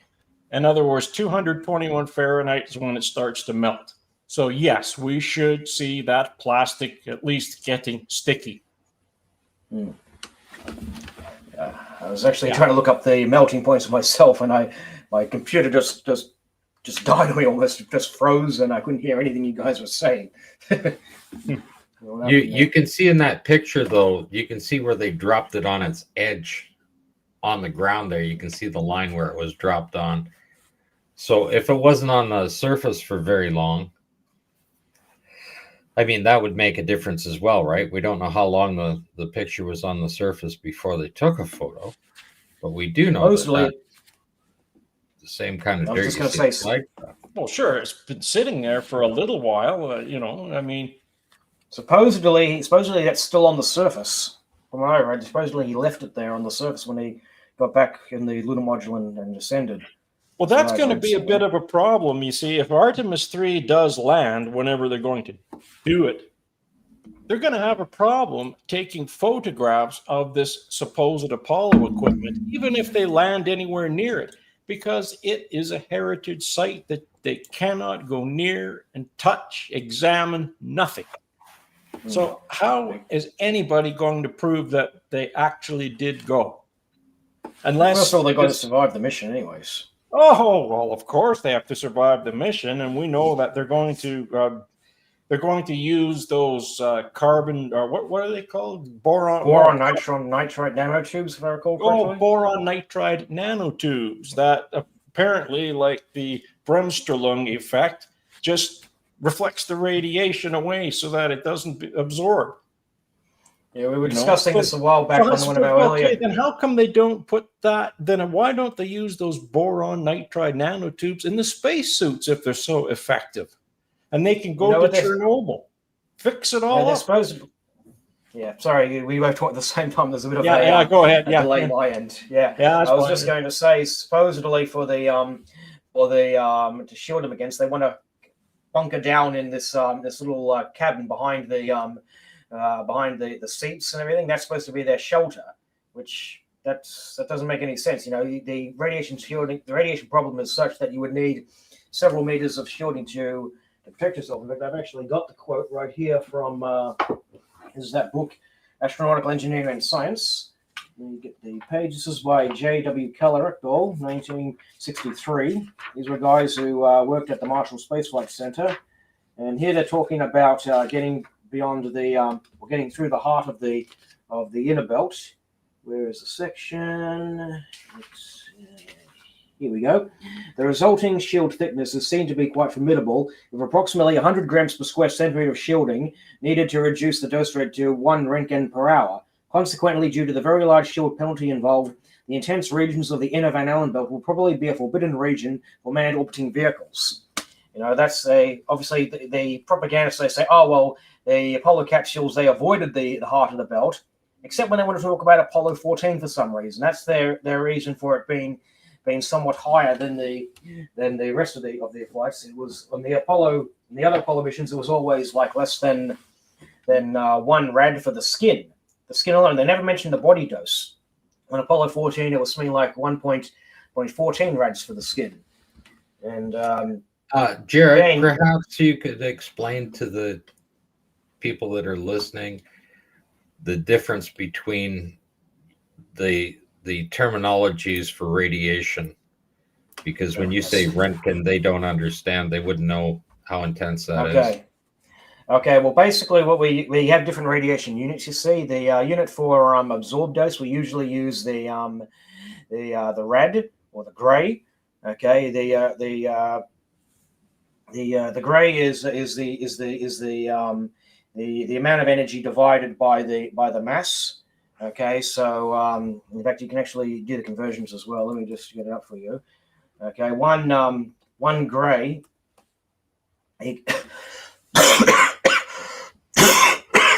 Excuse me. I got the website up here. One rad. gray. No, not that kind of gray. One hang on, I got this thing up here. Okay, one gray equals 100 rads. Okay. Now, when we talk about Roentgen, that's typically applies only to X-rays and gamma rays, but you can do the conversions to find out what that is. You know, let's see, I've got the website up here right now. I can do the conversions. Okay, where is the section? It's under. Here we go.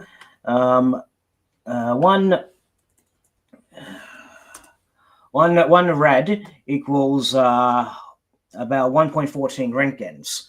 Okay, Now, that, of course, is the absorbed dose. As I said, to convert to absorbed dose, you multiply by the radiation weight factor, which depends on the type of radiation that's affecting you. Okay, and that that converts to either REM. For humans, we use the REM. For non-humans, we tend to use sieverts. Okay, it's more universal. Okay, so the REM is specifically, it stands for Röntgen equivalent in man. Okay, so yeah, we use that to determine what kind of doses they would have received. You know, doses measuring in hundreds of REM, they're considered lethal to, if not life-threatening, to humans. Okay, so when you're talking about needing to put several meters of material between you and the radiation outside just to bring it down to 1 REM or 1 Röntgen, it's per hour. You know, it puts into perspective what kind of protection you need to take. And lost my train of thought for a second. It's got up so early and everything, but yeah. So when they're talking about needing in this book, Astronomical Engineering and Science, they're talking about a carbon shield, and when they talk about needing to put 100 grams per square centimeter of shielding, 100 grams per square centimeter, that's equivalent to a meter of water. It puts in perspective then Jared, you see, now this other fellow is saying here, well, Raza lied about saying that they're using boron nitride nanotubes. Well, he wasn't lying. He may have been misinformed. Why do these people keep saying you're lying, you're lying, you're lying? When I said, this is called the Apollo discussions. Do you know what the discussion is, my friend? It's not the Apollo detectives. We're always correct. You know, don't you get that? And it's the same thing when you talk about when you talk about tin foil, aluminum foil. We saw what happened in the laboratory when that guy was testing with those radioactive isotopes. The aluminum foil was scattering everything and making it 3 to 4 times as bad. And we brought this up on a previous program, how when I was doing my my astrophysics course, when I did my first year of my first year of physics, we had the Geiger counter, and we had the different radioactive sources. You know, we had the alpha emitter, the beta emitter, and the gamma emitter. We've seen all those textbooks diagrams where you put the paper in path of the alpha, it'll stop the alpha particles. You put the aluminium in front of the beta, the electron particles, it'll stop that. And you put the lead in front of the gamma rays, it'll stop that. They don't show you what happens if you mix and match the shields. When I did the thing with the alpha particles, I'll never forget this, right? We put the paper piece there, and okay, that brought the count rates down from 1,000 counts per second to only like 2 or 3 counts. Like that was expected. But then when we swapped the paper out, we put the aluminium piece in its place. You would think the aluminium would do a better job than the paper to stop the alpha particles getting through. Instead, it actually fragmented the alpha particles, and we got a huge secondary radiation, which was much higher than the unshielded count. And of course, the same thing when it comes to the beta particles. When we put the aluminium piece there, we found that okay, that stopped that. But then we put the lead piece there, we got secondary radiation, because as it's going through the lead, it's turning it into X-rays. We had to put more layers of lead there to bring the count back down to 2 or 3 counts per second. And well, that's just it. Yes, and like this Captain Slappy data, he says, the Captain Slappy, he says, data is uncovered, collated, and discussion is reformed. Repeat cycle. Precisely. I couldn't have said that better myself. You know, why don't the NASA proponents understand this? You put the information out there. If it's wrong, you change it. I mean, look at NASA. They don't change anything. When they get something wrong, oh, well, they just go back 55 years and they make new documents up and slide them into the back there. How many times have we caught them doing that? Typeface has been changed. Oh, my God. I don't know how many documents all the way through this whole 138-part series that we put many documents up showing that, you know. So, there's something there's something that's also mentioned in that Keller report as well, is that to shield you against the electrons, in the belt, if you're going to be using aluminium, to shield yourself, you need to have a secondary layer of high Z material like lead to absorb the secondary radiation. And we found something similar when we did that experiment I described. When we put the aluminium in the path of the beta particles, even though it reduced their count significantly, we were still getting some counts. And that, of course, was the secondary X-rays when they're stopped in the aluminium. So we put a block of lead behind that. There was nothing left to detect. So that demonstrates that exactly what was being said in the 60s. Yes. Okay. Then why isn't Artemis using this water shield then? Okay, let me ask you something, because you're more up on it than I am. What exactly is Artemis going to use to shield that wall? What are they going to use? Well, as I said before, it's the equivalent of 20 grams per square centimeter of aluminium. That's what was reported, and that's about 3 times as heavy as the Apollo shielding. But yet, even with all that shielding, we're still receiving. If you look at the actual numbers from Artemis 1, we find the dose rates inside there are still higher than what was reported on Apollo. You would think that, given that it has the superior shielding, would do a better job of blocking out the radiation. And so that makes you wonder, well, what would it have to have actually been like on Apollo with its inferior shielding? Okay, then what about in the Apollo era? Now, the figures Well, that the sun wasn't as intense back then, Robert. It just didn't matter. It wasn't as intense. It's I've actually got a photograph of the Apollo shielding. There's a website called Collect Space where people post their various memorabilia, various space stuff they've collected. Somebody actually posted pictures of the Apollo hull. You can see what it was consisted of. It had like a top layer of the ablative material, which is supposed to burn away as a heat shield. So I believe it was made of epoxy resin and some fiberglass. Basically, that was supposed to be the ablative material. Underneath that, they had sheet metal, essentially sheet metal. They had sheet metal, which was then a honeycomb structure. Okay, they had honeycombs of steel and honeycomb of aluminium there, and that was supposed to offer the shielding. That was supposed to offer them protection, but again, it's only rated at about 8 grams per square centimeter of shielding, and they were talking about needing 100 grams per square centimeter of shielding just to bring the doses down to negligible levels. Okay, then, Jared, do you figure that Apollo, in that chart that they keep posting on Wikipedia and all over the place, do you think Apollo, in that mission from Apollo, well, let's say Apollo 8 all the way to Apollo 17, do you think that they've fudged the numbers on the radiation? Well, and another question is, why don't they have detectors outside of the craft to compare the radiation inside and then subtract the difference so that they can really see what's going on? You would think they would want to have a comparison to see that, but the numbers that they've posted, if you look at the numbers, they're not too different from the numbers reported for Apollos 7 and 9, which were Earth orbit flights. You'd think that if they're going to be going to the moon, you'd get some much higher radiation, which that in itself can be cited as evidence that they didn't go to the moon, because the data that they've got is let me bring the numbers up right now. I don't have it on the screen in front of me. Let me just get those.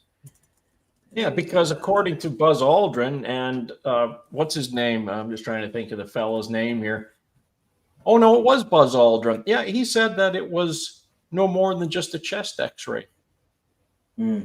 That's what they claim. Okay, was it this slide? Here we go. Yes, I've got the numbers in front of the screen right now. They say 0.6 rads for Apollo 7 and 0.2 rads for Apollo 9. These were the 2 Earth orbit flights. But you look at the other missions. Apollo 8 is identical to Apollo 7 as far as skin dose is concerned. Apollo 10, 0.48. Apollo 11, 0.18. Apollo 12, 0.58. Apollo 13, 0.24. Apollo 14 has the highest, as I said, at 1.14. And Apollo 15, 0.3. 16, 0.51. And 17.55. These numbers are not appreciably larger. In fact, some of them are exactly the same, if somewhat similar, to the Earth orbit flights. So You know, it makes you wonder. You should expect them, especially considering what they said was needed to bring the doses down to safe levels, that they would have received much higher doses. You know, they didn't, especially Apollo 14. They said Apollo 14 has the highest dose because it went through the heart of the belt. Okay, well, it didn't have 100 grams per square centimeter of shielding, so why are they receiving the doses that are comparable to what they said was you needed that kind of shielding to get? They said you needed 100 grams per square centimeter of shielding just to bring it down to 1 rem per hour or 1 Rentgen per hour. Okay, and here they're reporting only 1.14 reds. Okay, well, what did you do to bring it down to that level? You didn't have that kind of shielding. How did you do it? That there is, that right there demonstrates that they didn't go to the moon, I think. Well, the fact is that they still can't get there to this day, even though Trump offered all that financial backing from the government. And they still— I think that was all nonsense, though, Robert. And part of the reason why I think it's nonsense, remember the Doge crap that they were going out? We're going after this, and we're going after these guys and these guys. Not once did the Doge team ever go after NASA. So what does that tell you? Of course not. To me, that tells me a lot.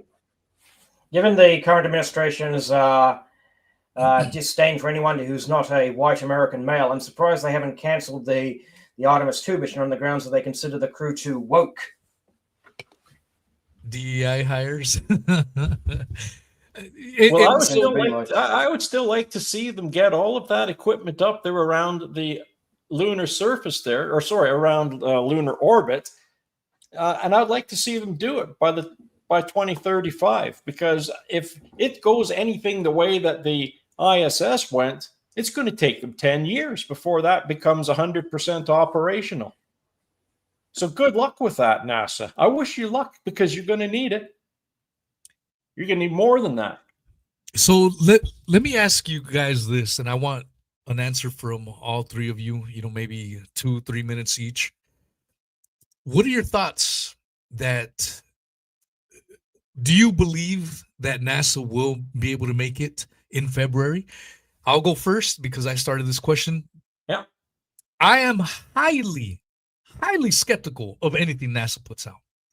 So with their little thing about we're going back in February, and if we look at the history and the track record of the Artemis project, they've been saying this shit for well over a decade now. They keep saying, we're going to go, we're going to go, we're going to go. And like I said, I listened to the entire 2-hour propaganda speech that they did a few days ago.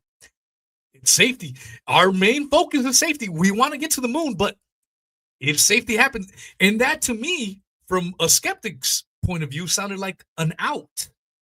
So if a safety issue arises, meaning they can't really figure out how to get back there, they already have an out, and it's going to be based on safety.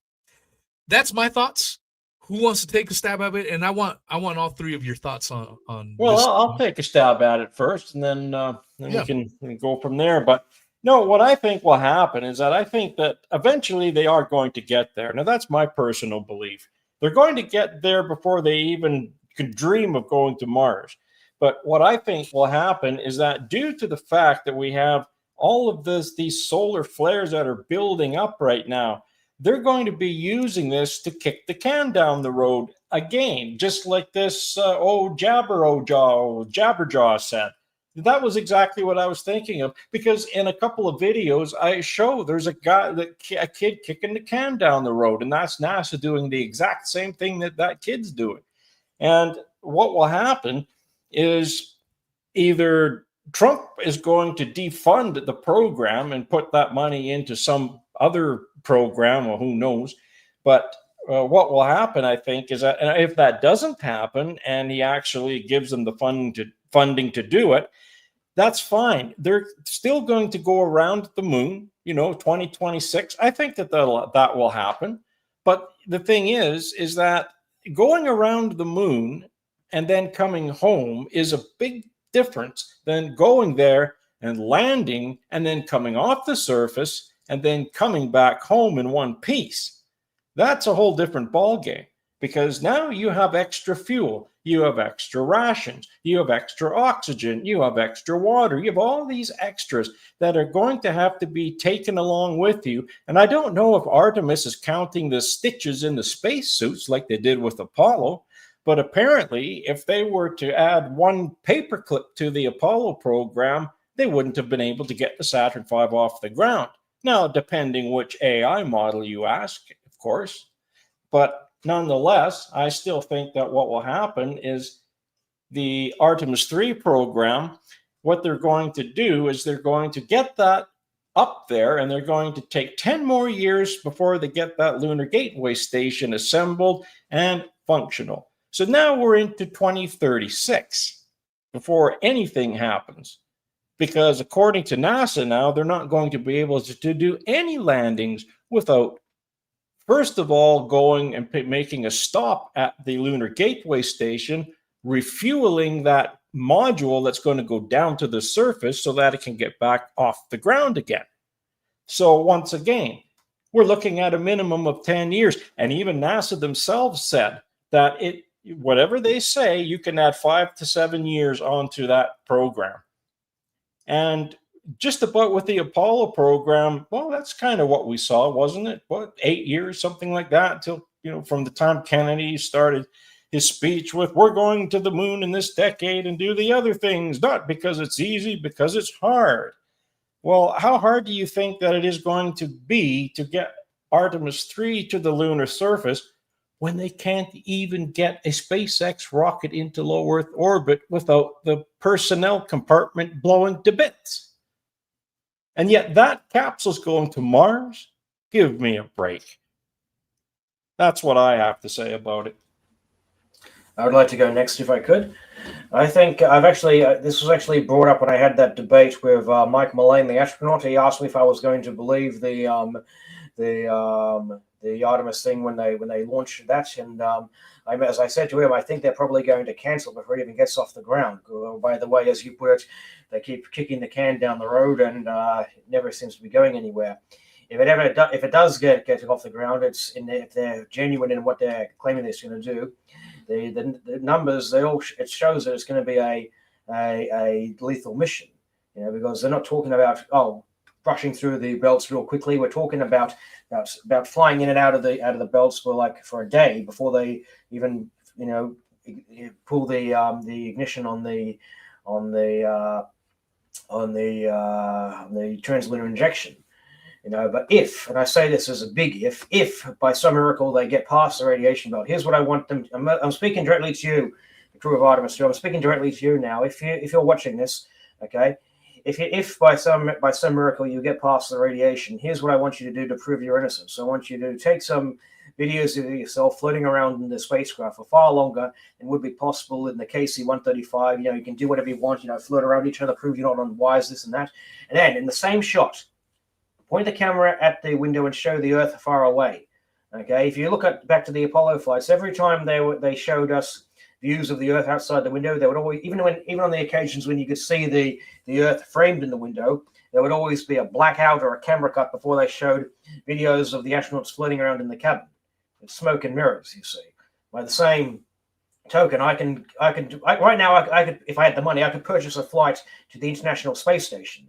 I could purchase a flight there. I could take some videos of myself, then I can black the camera out, and I can show a fake picture of the Earth, like a transparency over the window, or something that was pre-filmed in advance, like a shot of a globe outside the mock-up of the window and some of that. And by the same logic, that would be enough proof that I went to the moon.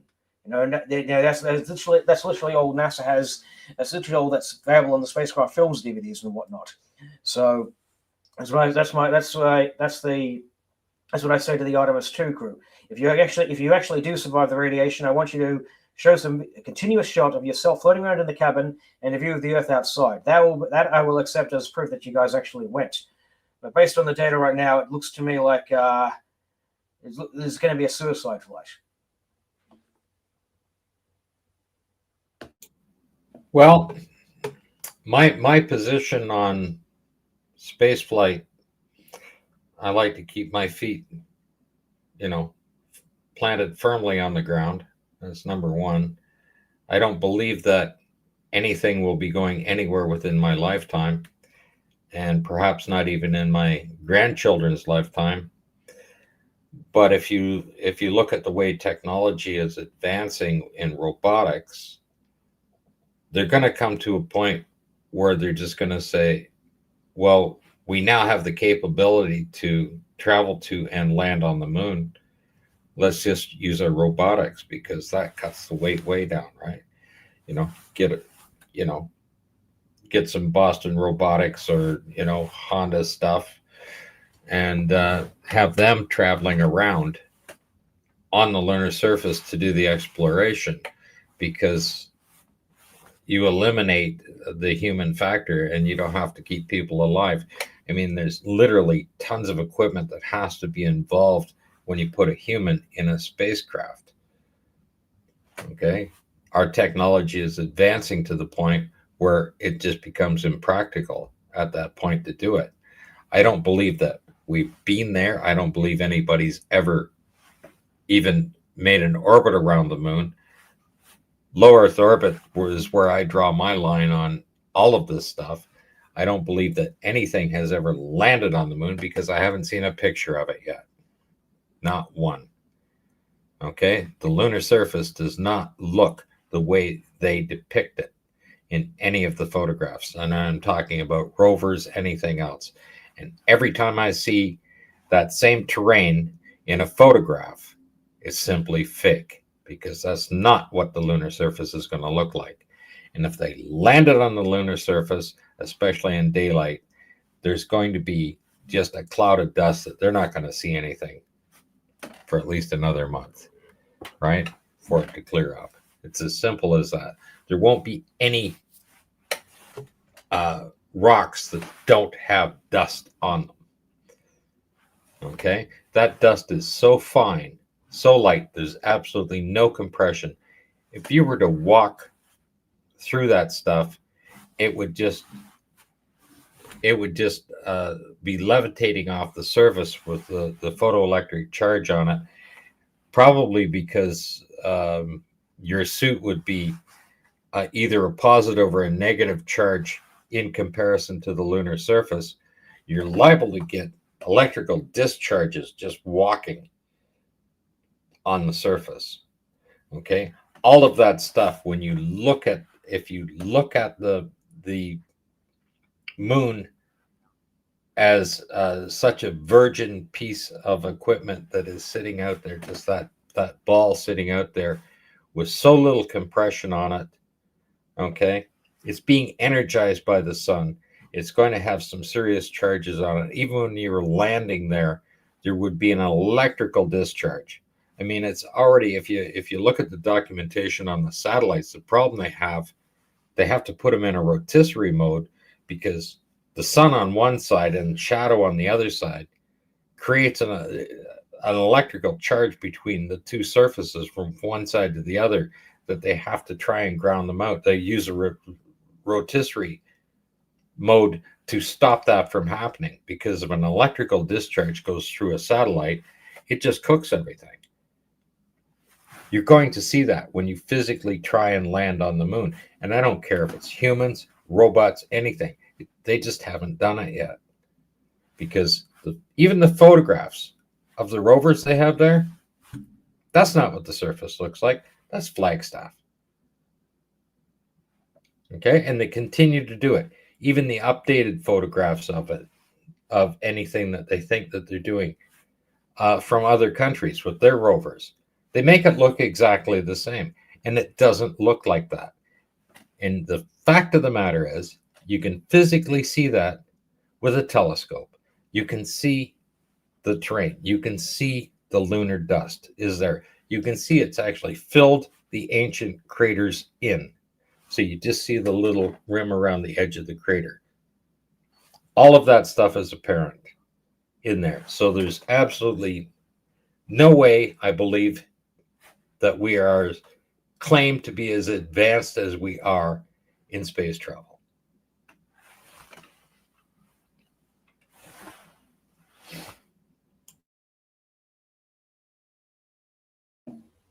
Where's he there?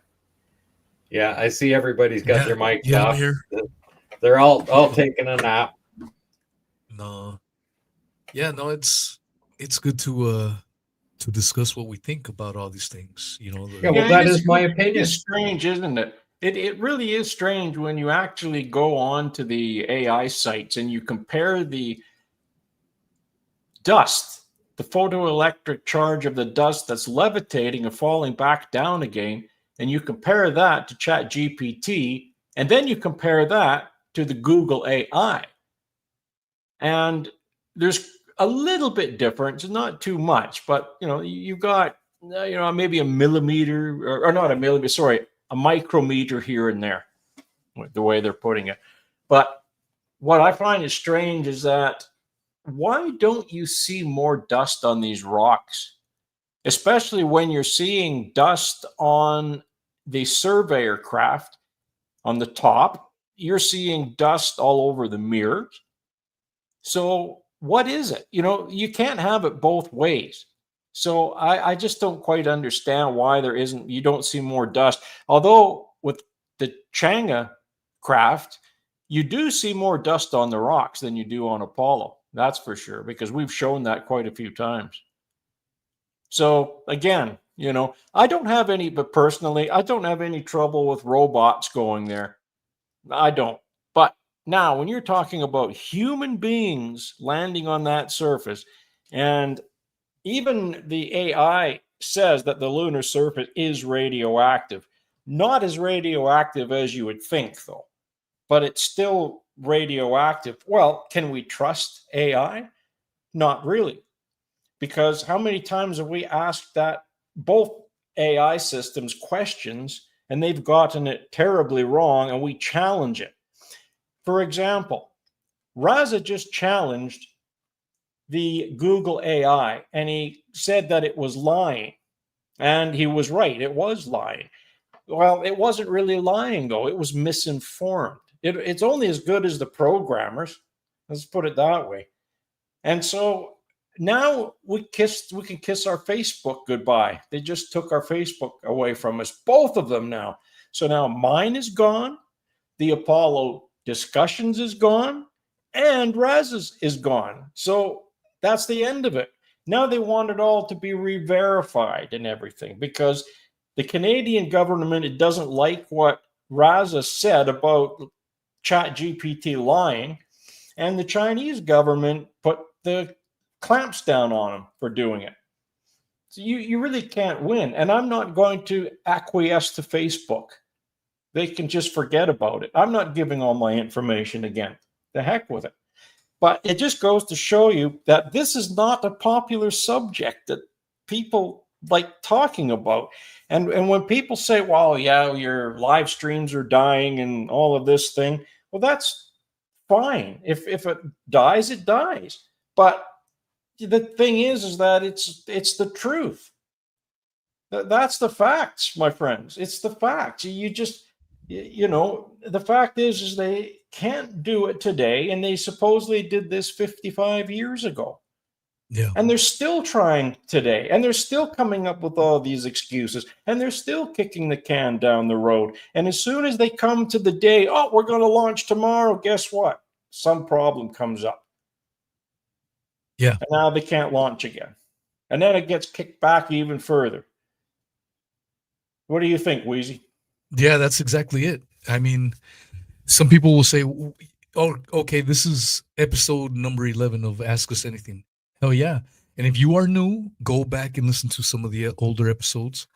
I would strongly encourage you, if you are on the fence, to listen to episode number 10, where David McKeegan came on. And he gave the NASA side. He was boosting the NASA side. So that way, if you're on the fence, you hear all arguments. We aren't here to tell you to think one way or the other. Everyone has free agency and can think the way they want to. We're just here to present you the facts and how we see it. And so one thing that I have stated for quite a while is now, and it's my own little quote, and as cheesy as it may sound, is NASA is the one that made the extraordinary claim that man landed on the moon. The evidence to support that claim is flimsier than the lunar lander itself. And when you look at the NASA evidence for man landing on the moon with 1960s era tech, they have provided photos which can be faked.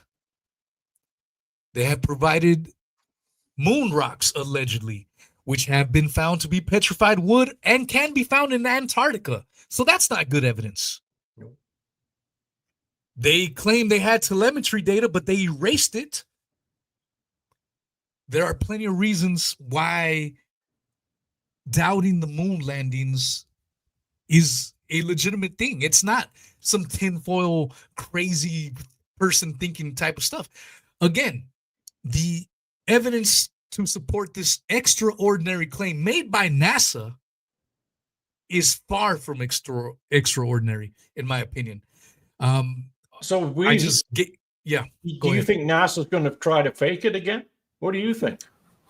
I do think so. I don't think we have the ability to get there yet. I mean, when I read that report from the BBC, where they and Jared touched on it a little bit, how they're still having, all these decades later, they're still having issues with shielding. In the 1960s, they made it on. They made it on their first, second, and third attempts without a single hitch. Each and every time they went up there, first try, let's freaking go. And now they're, because of safety, we've got to take this precaution and we got to take that precaution. That, in my opinion, this is my opinion, is complete and utter horse manure. It will be used as an out if they still can't get there in February, which I don't think they will be able to do. And that's the way I look at it. And I know you may disagree with it, but that's just the way I feel about it. Whoa, You know what they Whoa, so who's hitting their microphone? Oh, hang on. Test. Can you hear me? Is it a problem? Yeah. Something's wrong. Tap your mic. Yeah, there we go. Okay, yeah, you're cool now. Yeah. I think you hit it with your coffee mug or whatever it was. Yeah, it doesn't matter. But yeah, one thing I wanted to mention is that do you know what they've named the Orion capsule that's supposed to be flying the Artemis 2 crew around the moon? You know what they've named that? Oh no, what? Integrity, which seems ironical given the lack of integrity they've had for quite some years now. They talk about we want to minimize the radiation on Apollo, but now you want to talk about flying in and out of the belts for a full day, right? And on Artemis 2 before even flying to the moon. It's just crazy what they're talking about. And as somebody asked in the chat, do you think these guys will be faking? Do you think NASA will fake it again? And again, that refers back to what I said previously, directly to the Artemis 2 crew. If by some miracle you get past the radiation, I want you to take some videos of yourself floating in the cabin, and in the same shot, show us the Earth outside the window, far away. No camera cuts between interior and exterior, no blacking out, none of the smoke and mirrors stuff. You show us a continuous shot to prove your innocence. That's another real quick point, that a lot of these pictures that we get of the Earth from space, a lot of people don't even realize that they are composites, that they are AI versions of what they feel is going to be. Well, we just saw that of the moon go easy in that last video. The video today we just put up there. I mean, we showed lots of those. I mean, I had a folder full of those AI. They're all AI generated moons. AI generated. Yeah. And so the point that I'm trying to make is, even a lot of these images that are supposedly from space are fake. They even admit it. Well, you need to check the caption in each of those pictures. The composite pictures are usually released are derived from many different pictures of the Earth. Close-up pictures of the Earth from low Earth orbit, which were then composited together over a sphere. No, the color moon but then there's also the pictures that were taken by weather satellites. The Himawari 8 is a common example cited because it takes one every 10 minutes, a picture of the full Earth because it's in geostationary orbit. What a geostationary orbit is an orbit that's about 36,000 kilometers out. And the reason it's called geostationary is because the time it takes to orbit the Earth is the same time it takes the Earth to rotate. So as a result, the spacecraft always sees the same side of the Earth. The people like to cite Himawari 8, but the one I like to cite is EchoStar 11 because it was launched by a private company.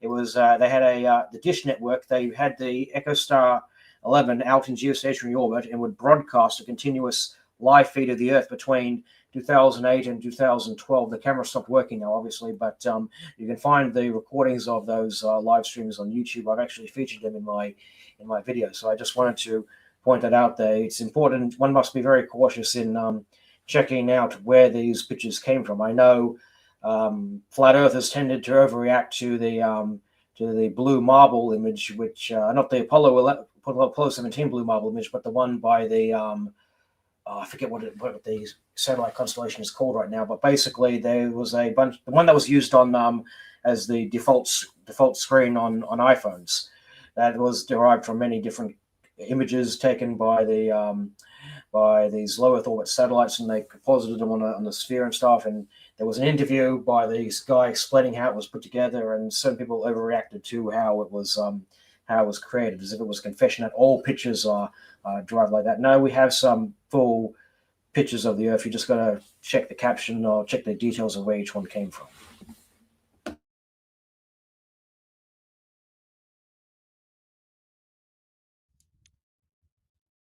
All right. And I don't. Someone asked if we had heard from the legendary Mr. Marcus Allen, but maybe he missed this episode. And we definitely miss his moon rock that he likes to show from time to time, and then egg on anyone that wants to take his moon rock. Come on, come and get it. So shout out to the great Marcus Allen if he's out there. We definitely miss him and his legend.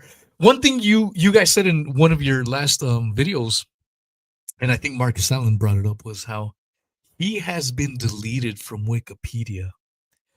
And I fact checked this. I went to look for Marcus Allen on Wikipedia. The only Marcus Allen that popped up was the running back that played for the Kansas City Chiefs back in the 1970s. But Marcus Allen from Nexus magazine, nowhere to be found on Wikipedia. And apparently at one point he was on Wikipedia and he has been removed and scrubbed. What does that tell you about that? Any thoughts? They've deleted Ralph Renee's webpage, if I recall correctly, as well. And interestingly enough, they haven't created a webpage about me at all. I actually know somebody did create a webpage about me some years ago, and it was deleted as an attack page, which at least they had some integrity back then, I guess. But the only mentions of myself on Wikipedia is on the Bill Casing page, and the section about moon landing hoax in popular culture. But my name doesn't appear anywhere in the main moon landing hoax pages or anything like that. So some of them they have a page on Bart Sabrell and Bill Casing, but most of the other players they've deleted or left as a mere footnote elsewhere on the site. Do you have anything you wanted to add to that, Robert? Robert went to the store to buy carnitas. Oh. Okay. I'm just kidding. That was so random. Yeah, when it comes to Marcus Allen, I mean, I've known him for a very long time now, and his ability to recall names, places, dates absolutely astounds me. I mean, yeah, I have a pretty good memory, but not even close to what he has. If you ask him about, the early 60s and the development of the Apollo program and the Russians and everything else that was going on at that time, it's just there all the time. He comes up with all of that it's just amazing that, like, at never mind his age, at any age, to be able to do that. 100%. So I want to make a personal little comment on that. I mean, Marcus Allen is, I believe, 84 years young. Right now, unfortunately, in my personal life, I have my father who's 75, and he has been officially diagnosed with Alzheimer's. And he repeats a lot of stuff. And it feels like I look into, I went to visit him a few weeks back, and I looked into my dad's eyes, and it was tough because I didn't recognize the person I was looking at in front of me, the guy that raised me.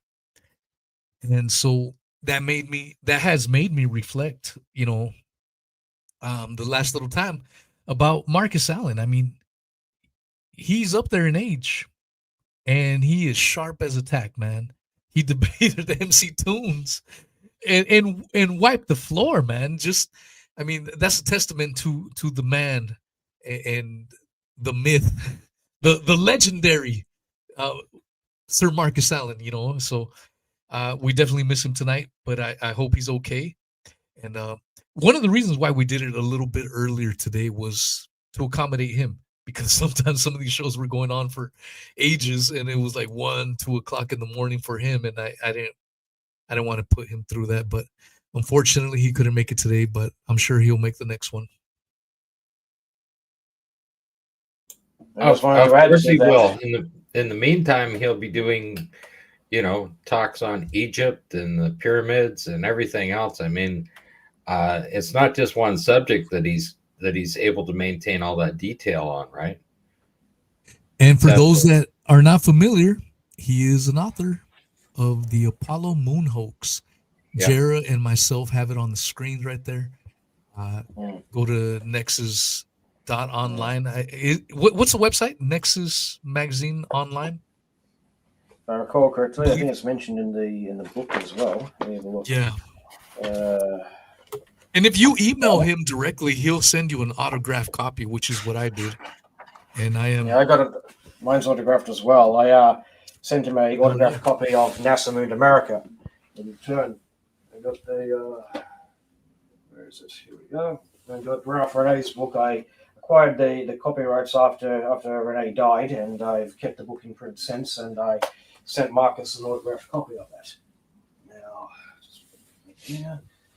Admit you, we were talking about age. I don't like to mention this and stuff, but it goes without saying, I think, that when somebody hits 70 or 80 years old, their mortality starts to loom over your head, and you start to become concerned for them every day. That's yes, and look at that. Davy Daz gave you a shout out. Jara is my favorite of the detectives. Watched all his series on here. Thank you. Awesome.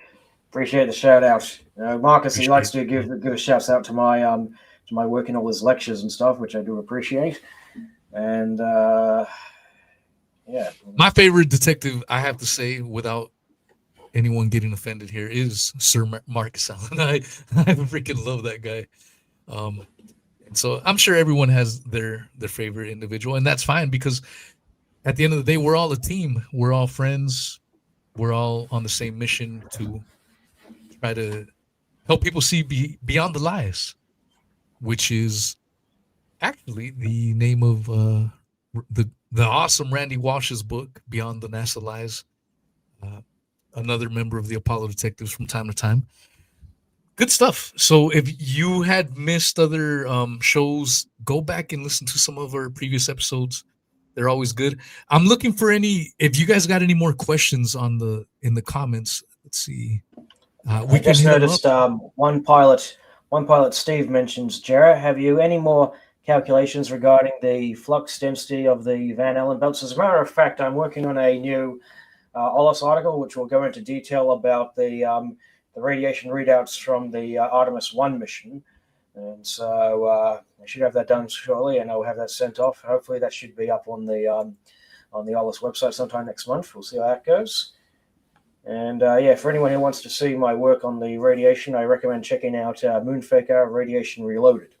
That's where I took the calculations and took the actual numbers from the AP8, the coordinates that are attributed to Apollo 11, plugged those in there, and I did the calculations.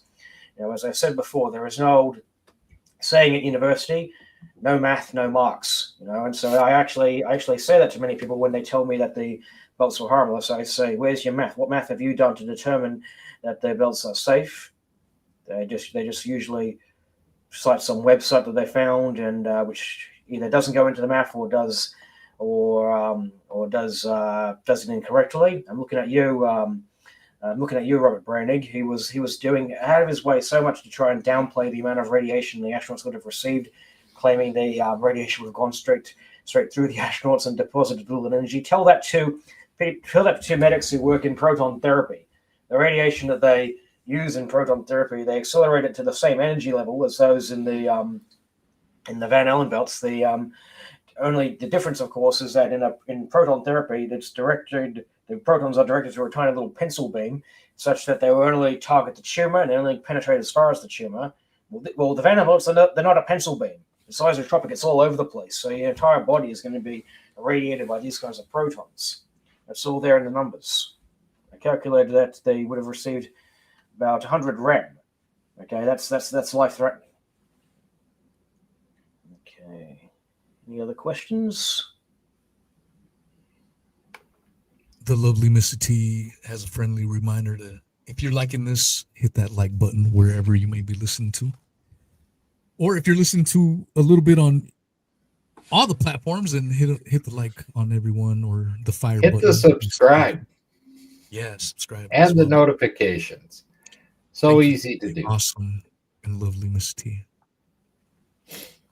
All right, let's see. What about the decency? Okay, here's another one. What about the decency of the lunar or the LM at 5,000 miles per hour to ground from 60 miles up? This has never been practiced on Earth with a manned LM. Total fantasy. I think they're talking about the descent. Yeah, they had the closest they got to testing the lunar module was on Apollo 9 and supposedly on Apollo 10, which they had the CSM and the LEM. In the case of Apollo 9 in Earth orbit, supposedly Apollo 10 was a repeat in lunar orbit, right? But here's the thing: there's a difference between simply flying the LEM around in orbit and actually making an attempt to land it. Even on the Soviet N1L3 program, the flight plan called for a unmanned landing test of the LK lander. You'd think there would have been something similar on Apollo.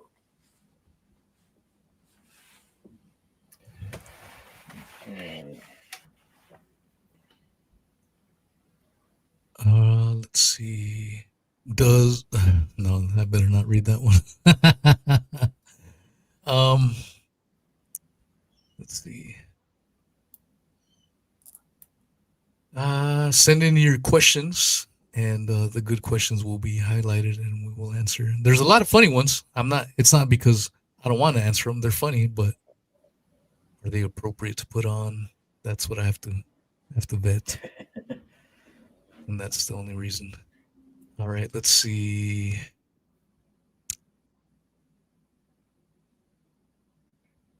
Oh, here's a good one. This is one that I would be curious as to how Mr. Jera answers. Jera, what do you think of your Mars faker videos? Do you think NASA fakes some of the Mars rover videos, specifically the screw and decal? Yeah, what he's referring to is I've put out 2 Mars faker videos which covered Renee's views that the Mars landings were faked. He argued that the parachutes wouldn't have been able to sustain the craft as it descended through the Martian atmosphere, and I noticed there was some issues with the screw-in case. He's talking about the Phoenix lander. The initial picture from the Phoenix lander, it shows there was a loose screw that had fallen from the spacecraft and landed in the dust. The very next picture, the screw is gone. All the little details on the dust are the same, the foot pads are the same, everything's the same except the screw is missing. And it's also noted that the robotic arm didn't touch the surface until after those pictures were taken, which suggests that somebody had noticed that screw on set and removed it between shots. Which That is quite telling. And what it was, the other part of his question was about the plaque, if I recall correctly. There was a this was on the one of the, I think it was the Spirit or Opportunity Rovers. They had a commemorative plaque in honor of the Columbia astronauts. And if I recall correctly, the pre-flight photos show that there was a JPL logo printed on the plaque, but in the pictures from the surface, it's missing. It's not the same. It's the JPL logo is missing. You know, it doesn't add up. You know, did they remove it before shots? You know, it's just weird. I haven't looked at the Mars missions in quite a while, but I've known there's been various talks about those. I know you guys have brought it up quite a bit on your programs in the past. Robert, are you back yet? Yeah, he's there. Here's another question. Yeah, Why do they walk in slow motion on the moon when it's 1/3 gravity? They should be walking with less resistance. This is another point that the great David McGowan wrote in Wagging the Moondoggy, which you can find on my podcast player. If you go to Spotify, just follow me on Spotify, What is Truth Podcast. And in the search tab, put in David McGowan, and all the stuff that I have on him will pop up. And one of those being the audiobook on Wagging the Moondoggy. One of the things that David McGowan says in that book is, if they were in space and there's less gravity, why are they only taking small little bunny hops? Shouldn't they be hopping like Michael Jordan from the free throw line type of hops and flying all over the place? Instead, it's just tiny little bunny hops that can be replicated via slow motion. That's a valid question. What are your thoughts, Gerald? Well, I need to correct one thing. It's actually 1/6 gravity, not 1/3 gravity, but still, it's a low gravity scenario. But there was actually done some tests at the Langley Research Center. You might have seen the videos they got of the astronauts suspended by wires horizontally, and that was to simulate 1/6 gravity. They did some tests, and they found that even with the heavy backpacks on, they could still jump several feet in the air in the simulated lunar gravity. And so I have to emphasize that they were suspended sideways and, you know, bouncing around like this along there's a wall this way, and they're like running boom, boom, boom, boom, boom. They suspended that way. That was what they did to simulate lunar gravity. That was at the Langley Research Center. You can find the videos on there. And I got a report. It's actually mentioned in one of my videos that they found that even with the heavy backpacks on, they could jump several feet into the air. You know, we never see that in the Apollo footage. Yeah, the question is, are we going to see that with Artemis 3 if they finally, or when they finally do arrive there? Or is it going to be another one of these scuff, scuff, scuff, jump, jump, hop, hop, hop? You know, I mean, how high did they jump? Remember those two astronauts, they were jumping and then one of them fell over. I mean, these guys are not jumping that high. And again, if you use a high-speed film camera and slow it down, you're going to get 1/6 the gravity on the moon. And your whole article.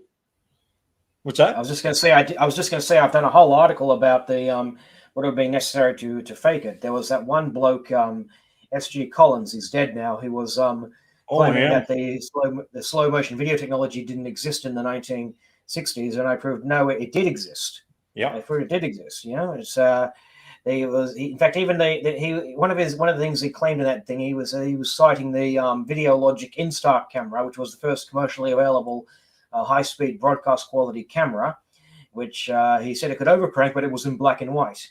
No, I found a testimony from one of the guys who actually worked at the company. He said it could work in both black and white and color. You can find that on OLIS. It was if I recall correctly, that was the third column I put out on OLIS. Yeah, we found one from the 50s, and it was a 10,000 frame per second color camera. And instead of the actual film loading and spinning, it was the camera that spun, and it was about 10 foot high, about 10 feet high. Remember that one, Scott? Mike's booted, but anyways, yeah, no, I mean, you remember that one. Yeah, that was quite the piece of equipment that design of that and everything else. I don't know if we could find a picture of that. Yeah, good Well, luck. I've posted my Ollis article in both the private and the public chat, which is my article about the slow motion video cameras and and also the video disc recorders that they had in those days. He was arguing that the disc recorder could only restore 30 seconds of footage, to which I argued, well, you don't need to store the entire EVA on the disc recorder. You can just shoot for in the case of the slow scan TV cameras, you just shot it on videotape, feed it into the disc recorder 30 seconds at a time, and then you record the playback to a master tape. And he was like, oh yeah, that's a good idea. We get frame accurate edits. He found that we could get frame accurate edits. So he says, oh, well, it's possible for Apollo 11, but not bloody likely. That was basically his words.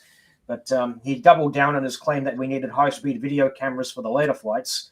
And ironically enough, the example that he cited was capable of both black and white and color. So that should be the end of the discussion. Oh, you know what? But you know what? This is interesting because I'm just looking at it. This was actually done in 1948, and it was the Society of Motion Picture and Television Engineers, MPEG. Now, this is interesting because it says here, right? Video unavailable. This video is no longer available because the YouTube account associated with this video has now been terminated. Geez, I wonder why. Yeah. Here's the first high-speed camera was 1878. And that was the one that took the slow motion of the horse running, right? Showing that it was in midair. And then by 1930s, they reached 5,000 frames per second. Just to be clear, it should be noted that in the case of this article, I'm talking about slow motion video. There's a big difference between slow motion video and slow motion film, obviously. Well, they used the way to capture the horses, they used multiple cameras. Yeah, but this is video. Like this, 1930s was 5,000 frames per second. Yeah, but that videographer said it didn't exist, and Jera pulled out an article and showed them that it existed in the 60s. Yeah, exactly. Yeah, this is a good one. Here I'm taking the MythBusters jump, playing alongside John Young's jump. They did the slow motion and the wire rigs, but they did them separately. They never slowed down the wire rig footage, and I found that if you slow the wire footage down to 67%, you find it matches with the Apollo footage. Now, this other bloke here, he tried to make the argument that they were in free fall because he speed it up by 246%, which is what he claims is needed to match free fall. He says we find an object, they're falling from the same rate to the same thing. But here's the thing, right? This is built on the assumption that the astronaut is in free fall. And as you'll see, if you scroll a bit further down, you can see I sped up the Mythbuster jump. First of all, I saved the 67% speed version as an MPEG, and I sped it up to 246%. And look at that; it matches with the object is dropping from the level, right? Which demonstrates that his experiment proves nothing. And just if he goes further down, just for fun, I actually sped them both up, the Apollo footage and the Mythbuster footage, up to 246%, and we've got the same crazy movements of the arms as you can see there. So that ended the insistence that the footage needed to be sped up to 246% to match free fall. That's pretty wild right there. Yeah, matching up the speeds. Yeah, that is interesting that that 18,000 frames per second, the video is gone from that camera.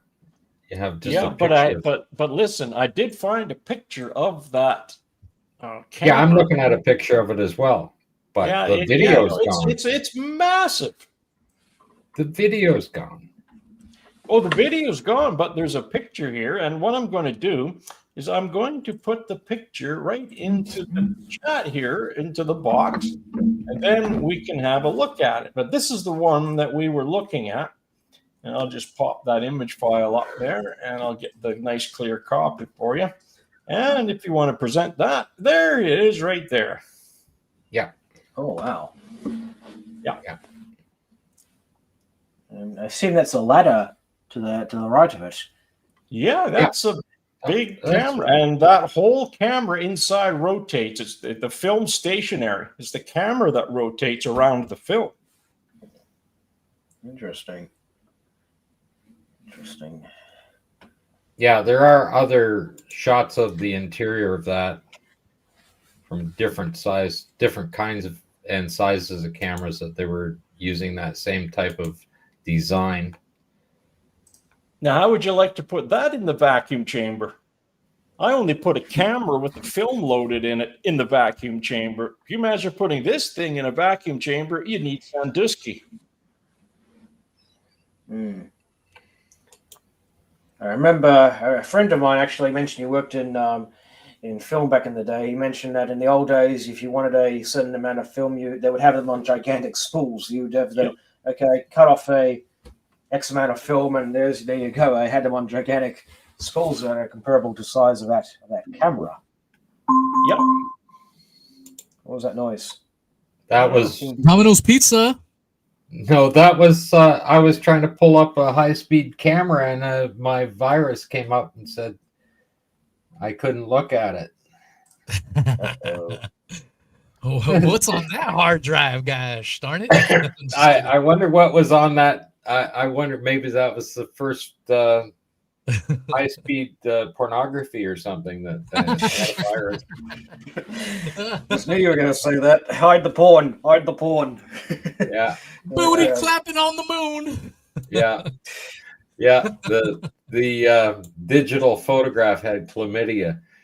So Yeah. that's the real Right. virus. Yeah. What what was interesting about this particular camera, and we're talking about, this has been around since the 1950s, and it was actually the British Atomic Weapons Research Establishment that were using this camera, and it was actually the mirror it was the mirrors that did the rotating. So the camera was stationary. The mirrors rotated with the mirrors went with the camera, and that spun around the film. And it's quite the mechanism that they use. I mean, I've known about this for some time, but yeah, it's just crazy the things that they did. And we're talking about World War II here, friends. And yet these guys are saying that these cameras never existed. These film cameras never existed. Yeah, come on. Yeah.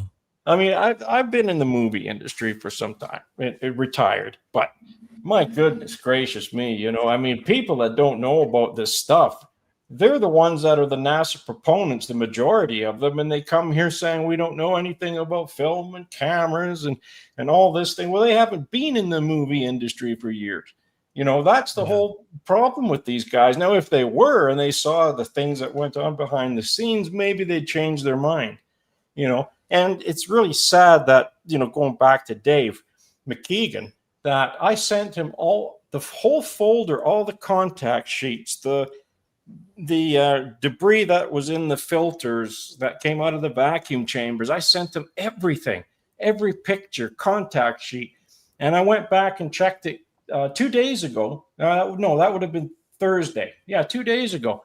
He still hasn't even attempted to download it yet. So it just goes to show you that they're not really that interested in this subject, or they would be downloading everything and looking at it, wouldn't they? Sad. Yeah. One thing I wanted to bring up with you guys that I don't think we've brought up in any Ask Us Anything, and I think is important, are the spacesuits. Here is an image.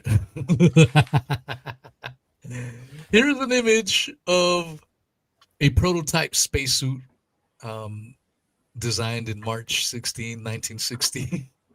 Yeah, that would work, wouldn't it? Come on, man. Give me a break. This is absolutely ridiculous. And you're going to tell me that less than a decade later, they have something to withstand the rigors of space. The rigors of them being on the freaking moon. What they do? It's Take a absolutely lighthouse light? pathetic, man.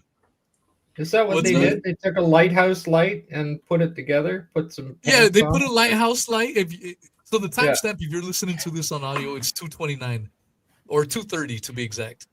It Well, looks like a lighthouse light, and it looks like he's holding barbecue skewers. You know what this I think guy those reminds are- me of? those This are guy, pincers. seriously, this fella reminds me of that professor guy that's in the chat right now. You know, Steve Mumbling's arch nemesis. You know, what's his name?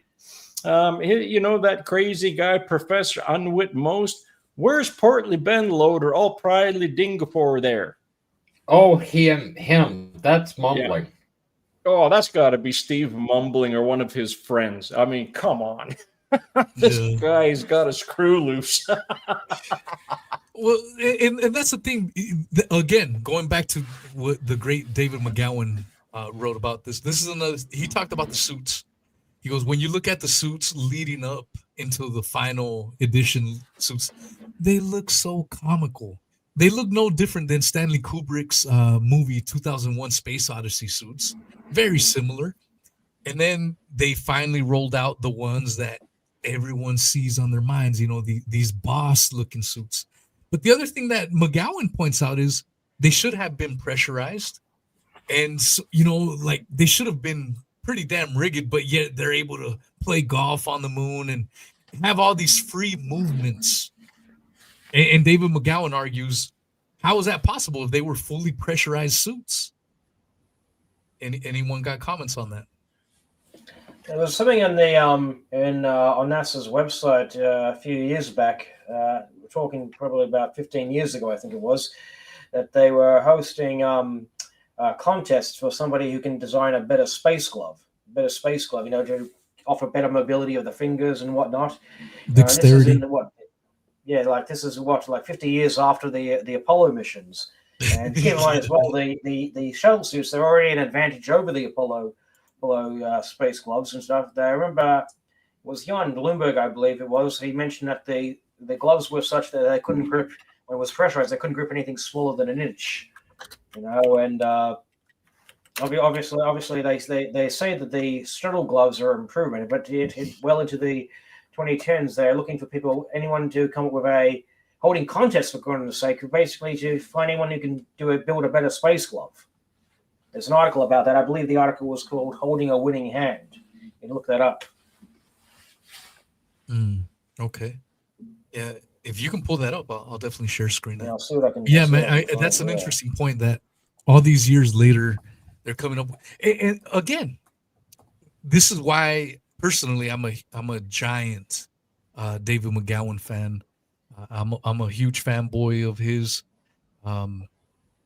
I've taken over the Abraham Lincoln stuff that he was covering as a result, you know, trying to carry the torch down in that rabbit hole. But when David McGowan talked about the moon landings, he brought up a lot of these things, you know, the how there was all this crazy technology that was allegedly built in the 1960s, like the folding rover, the folding lunar rover that was allegedly able to stow away and carried under the lunar lander, and that's how they got it up. Because a lot of people say, this thing is massive. How the hell did they get it up to space? And the official NASA response is, well, they stowed it away and packed it under the lunar lander. And McGowan points out, like, where is all this folding vehicle technology today? Apparently, it was only available in the 1960s, but they forgot how to make folding vehicles today.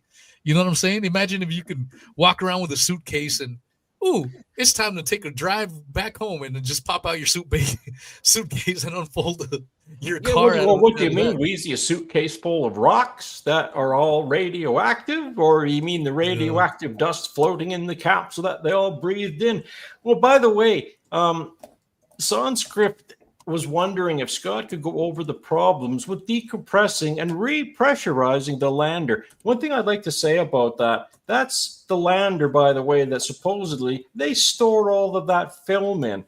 And of course, it's decompressing, compressing, decompressing, compressing. What do you think that's going to do to that film after it was put in the vacuum chamber at the University of Patras? And that's what happened to it there. And that was only in there for 6 hours in that chamber at torr 10 to the -6. And look at what happened to that, all the colors and hues and fogging on that film. Scott, you want to take it from there, though? How about all the radioactive dust that's stuck in the seals and everything else? Well, if you look at what it takes in a laboratory to get a perfect seal on a very small containerized vacuum chamber, other than the fact that you're getting assistance from the atmospheric air when you put when you put the lid on, right? They still bolt it down to seal it in there, and the vacuum's on the inside. On the moon, it's exactly opposite, right? And you see the door seals. You see the way that they close and lock in. They look like a safe vault or whatever with the pins going out to hold it in place. They need to be bolted in. They need to be able to pull that door in tight to the seal. That's number one. Number two, every time they run in and out of there, there's dust everywhere, all over that seal, right? The third thing is one side of the lander is in sunlight and the other side is in shade. And that aluminum is going to twist and expand and contract, and that door isn't going to be able to seal. Like with the difference in the material expanding all the time, right? It's not going to line up anymore. You heat the backside of the thing up and it's going to stretch it. Then the other thing is, and one of the most important things, when they're doing any kind of vacuum testing on Earth, right? When they're repressurizing, they're just letting in atmospheric air back into the chamber. But if you take and you put any kind of oxygen, nitrogen mixture, whatever they were doing back into the craft, and you pressurize that down to liquid form, which they were doing, right? They're up to 5,500 pounds for oxygen tanks, right? You release that into a vacuum in there to repressurize that, you're going to drop the entire interior down to somewhere around 190 degrees, minus 190 degrees Celsius is what that's going to pull down to. I mean, you just take a can of compressed air and see how long you can hold it on your skin when you squeeze the thing, and like, you know, your little can of compressed air to clean your computer with.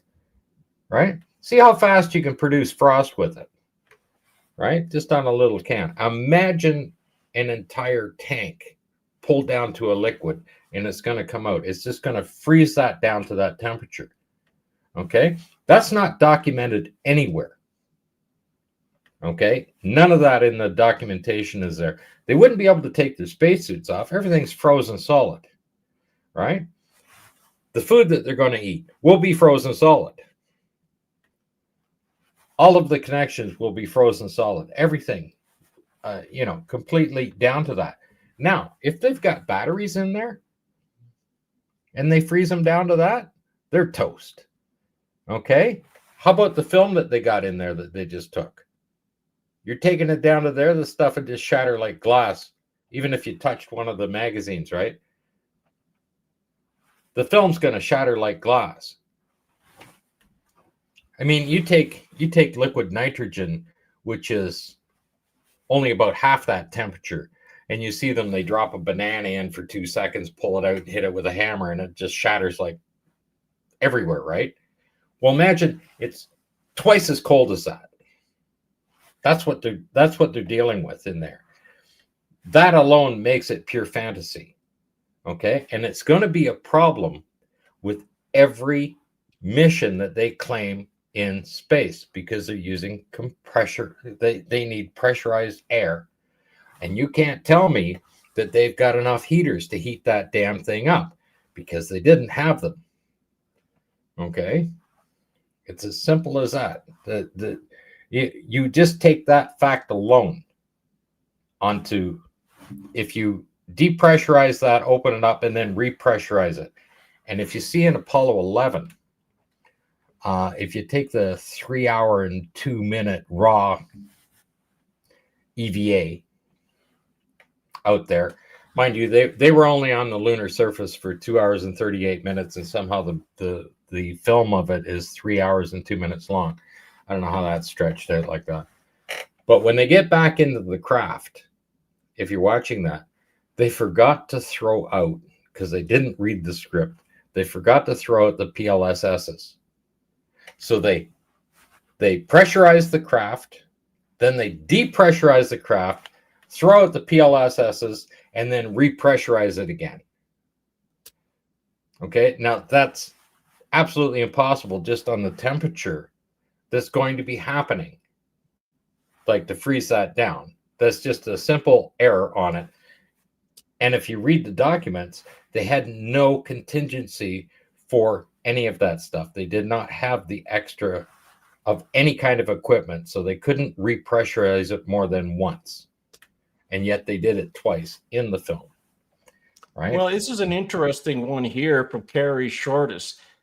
The moon's regolith, is the moon's regolith actually radioactive? Well, it all depends, because when you take a look at it, the moon's regolith actually is radioactive, or does she mean Bremsstrahlung breaking? Well, I think maybe Jera might want to take that one. Yeah, there was an article actually on NASA's website, I believe it was called Radioactive Moon, where they're talking about when the cosmic rays and whatnot, when they collide with the lunar surface, it actually lets loose a secondary spray of neutrons. And so basically, first of all, you got the primary radiation from the cosmic ray protons, and then once they impact with the lunar surface, it's sending up all this secondary radiation in the form of neutrons. So that's what they mean by it being radioactive. Normally, when people say something is radioactive, they mean the isotope is unstable and it wants to become a stable isotope by decaying at the subatomic level. And of course, the products of that decay are your particles and maybe even X-rays or gamma rays if it's breaking down. Okay, but in the case of the lunar surface, they're talking about the secondary radiation. It's a bit of a misleading term of misleading use of the term radioactive, but that's how NASA described it as. In a traditional sense, radioactive means a substance is breaking down to become a stable isotope. In this case, they're talking about the secondary radiation in the form of neutrons. I do have to ask you to clarify something, Scott. You said there was no videos of the blisters being tossed out of the LM. I got to that was on Apollo 11. I got video of that. There's a where's the video? I got it here someplace. Yeah, I remember they were selling the footage of I think his name was Ed Renward or something like that. But one of the guys at the Honeysuckle Creek station, he famously shot some video 8 footage of the screens, which showed some stuff not included in the broadcast, such as the blisters being thrown out the doors off at the end of the EVA. Did I hear you correctly? Did you say there was no footage of the blisters? Because I definitely know there was some footage. No, they went on board. They left the cameras outside. You see them drop the cameras. They took the magazines off. Okay. And Neil Armstrong actually dropped one of the magazines on the ground. He had to bend down and pick it up when they dropped the cameras off. Then they went on board, pressurized the LEM. Then they depressurized the LEM just to throw the PLSSs out. Okay, I must have misheard what you said. Sorry. Okay. And they didn't have a contingency to do 2 pressurizations of the craft. I noticed there was somebody asking in the chat what they're supposed to do when they throw the blisters out. I mentioned in the chat what NASA says was done is that when they're not connected to the backpacks, they have these umbilical lines they have in the cabin, which they connect to their suits. That's supposed to supply the air when they're not connected to the backpacks. Now, I posted I constantly posted in the public chat, but I couldn't find the NASA article I cited regarding the gloves, but I did post a link to a space.com article regarding that contest that I mentioned. It mentions that the article is called "Homemade Space Glove Wins a NASA Contest." The guy he won $200,000 for designing a better space glove. And unfortunately, the article doesn't show it. But I remember in the video they showed in the NASA article I cited, they showed him actually fiddling around a pen inside the little glove box that he had. And this was apparently in 2000. What was it? 2007. Yeah, it was much longer ago. It's nearly 20 years ago. Yeah, this is an article. So this is on the website space.com. Homemade space glove wins NASA contest. Yeah. Windsor Locks, Connecticut, an astronaut glove stitched together on a main engineer's dining room table won a cool $200,000 Thursday in Again. NASA competition. God damn, that's a lot of money. Peter Homer, an engineer from Southwest Harbor, Maine, won NASA's first ever astronaut glove challenge after a 2-day competition here at the New England Air Museum near Bradley International Airport. It feels good, said Homer, whose 2 home-built space suit gloves beat entries from 2 other teams to take home the top prize. It took lots of sitting at the sewing machine. A total of $250,000 split into 2 separate prizes was up for grabs during NASA's Astronaut Glove Challenge, one of several centennial challenges offered by the space agency to spur interest and innovation in spaceflight technology. So, you can read the rest of the article, but I mean, the point there is, here they are, all these years later, holding competitions to see who can develop a better rendition of the space glove. But yet we are led to believe that the space glove that they had in the 1970s was perfect. I mean, they were able to snap photos, have dexterity, even though they were fully tugging on the pressurized. flag.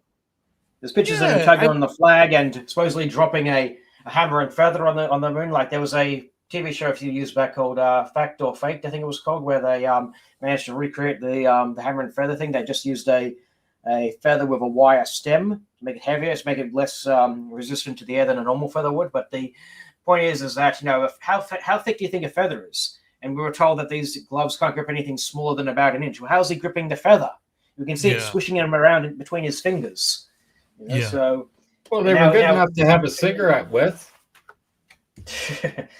You know, they just flip up. Well, and then they could play golf. They could hold a golf club, you know, and take a couple swings up there. It's completely preposterous, and that's why this challenge that you pointed out, Jara, is highly interesting, because here they are all these years later offering rewards and prizes.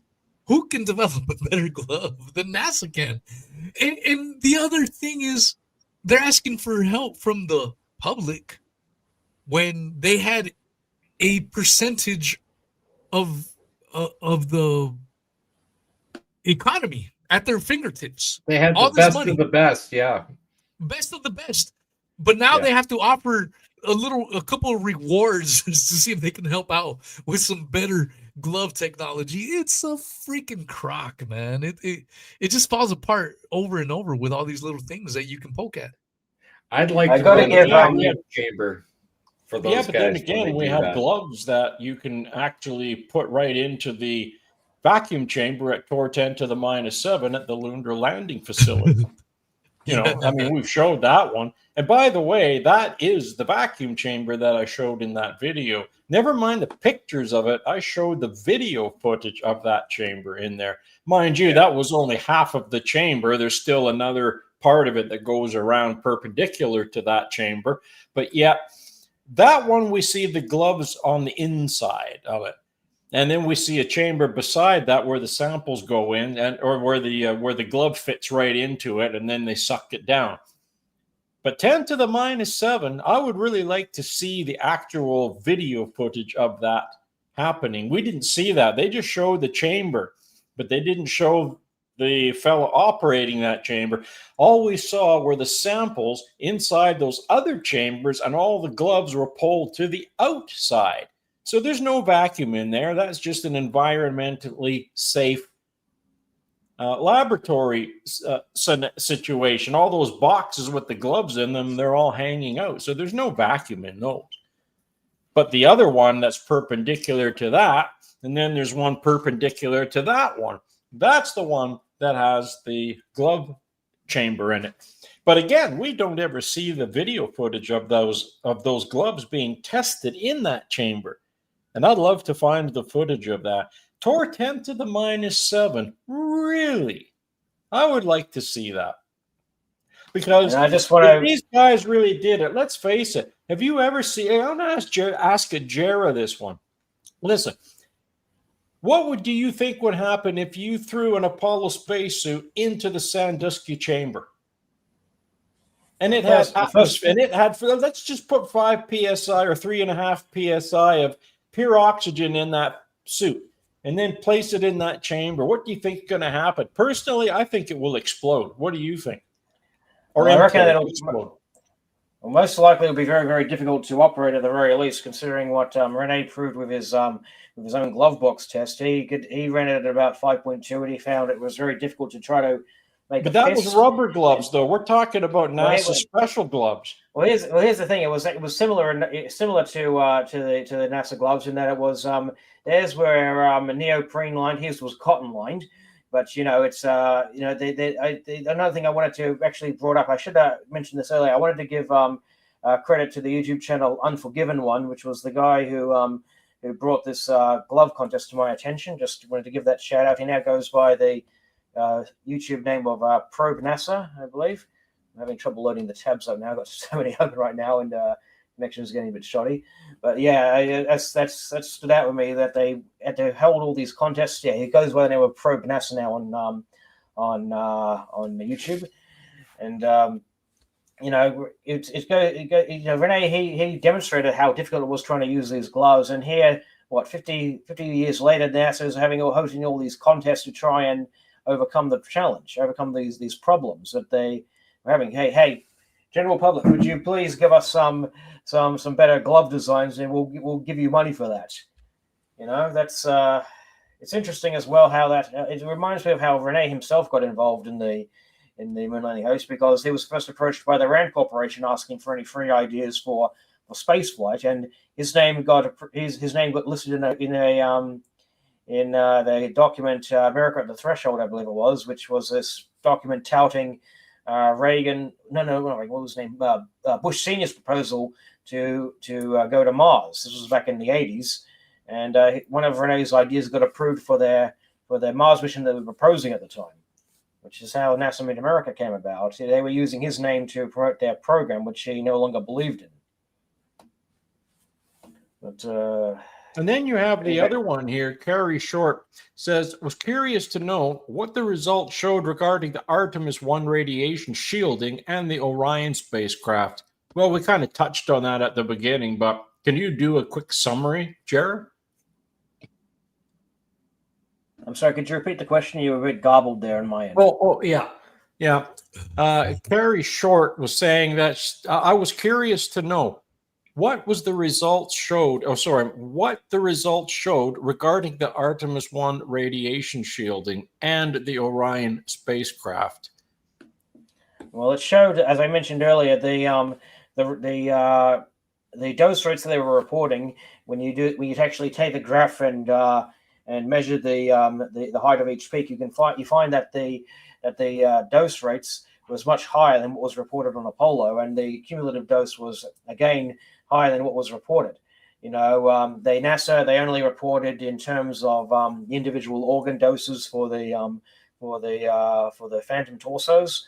They had radiation readouts for the stomach, the lungs, the spine, and the skin, and just the skin alone. That's all NASA reported regarding Apollo. They only reported the skin dose, and you can find that the Van Allen exposure alone is greater than what most of the Apollo astronauts claim they received.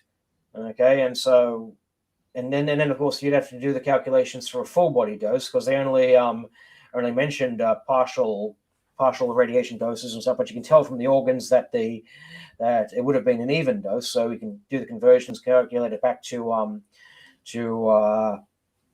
the full body dose. And when I did the calculations, I found it would have been about 47 rem, which is comparable to what was received by evacuees of Chernobyl.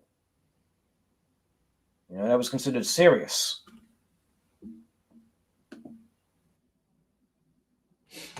And yet they're claiming that the radiation is not the same.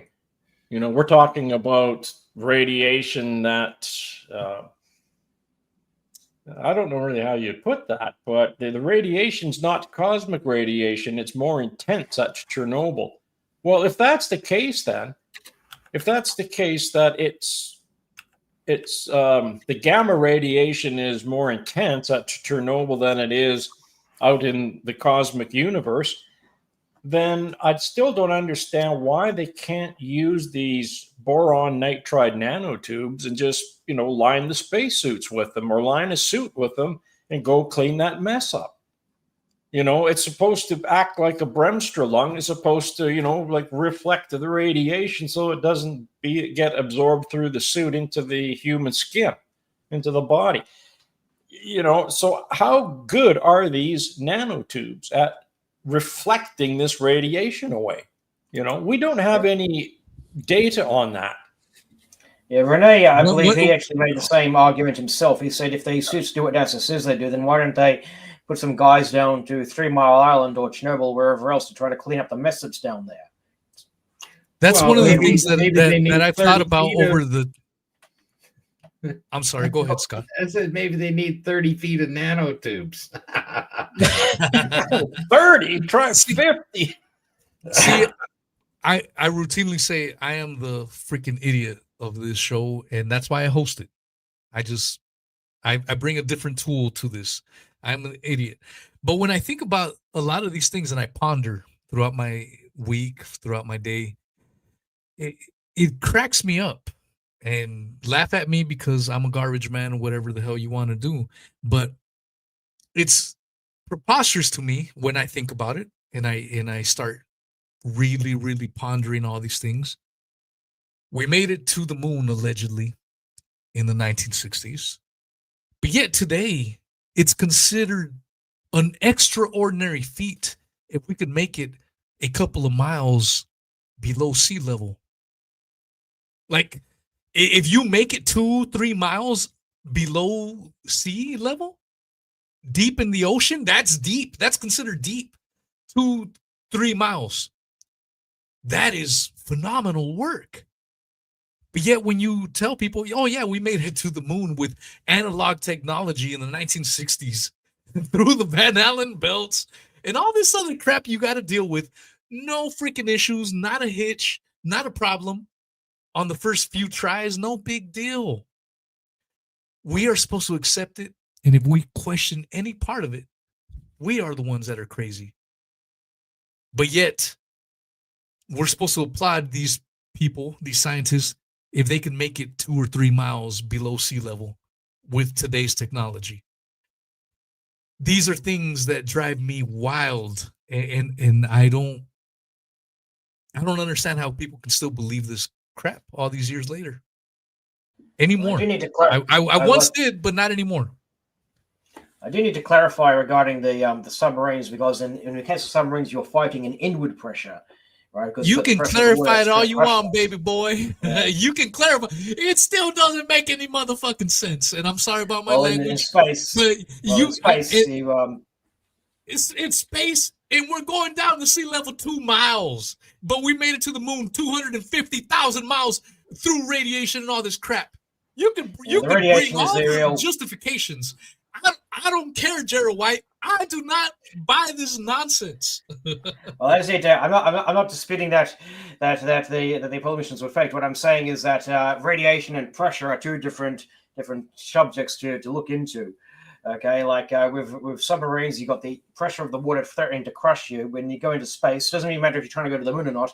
When you go into space, you've got the inside cabin pressure threatening to escape. And you got that crazy heat. You got that crazy heat with the shielding, with the tinfoil. But luckily they had that tinfoil golden shielding that helped them out.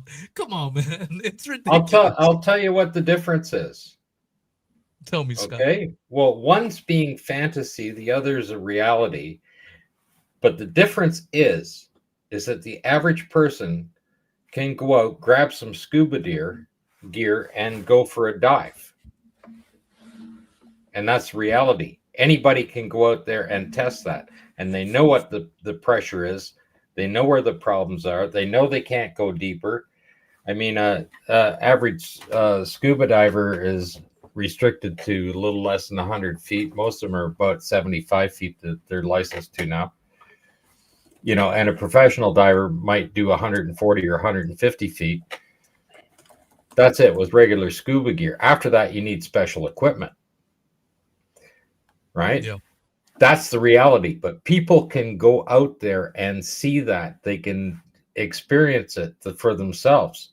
Yeah. They can't jump on a rocket and go anywhere. That's restricted to, the fantasy land. It's no different than creating a Walt Disney movie when it comes down to that.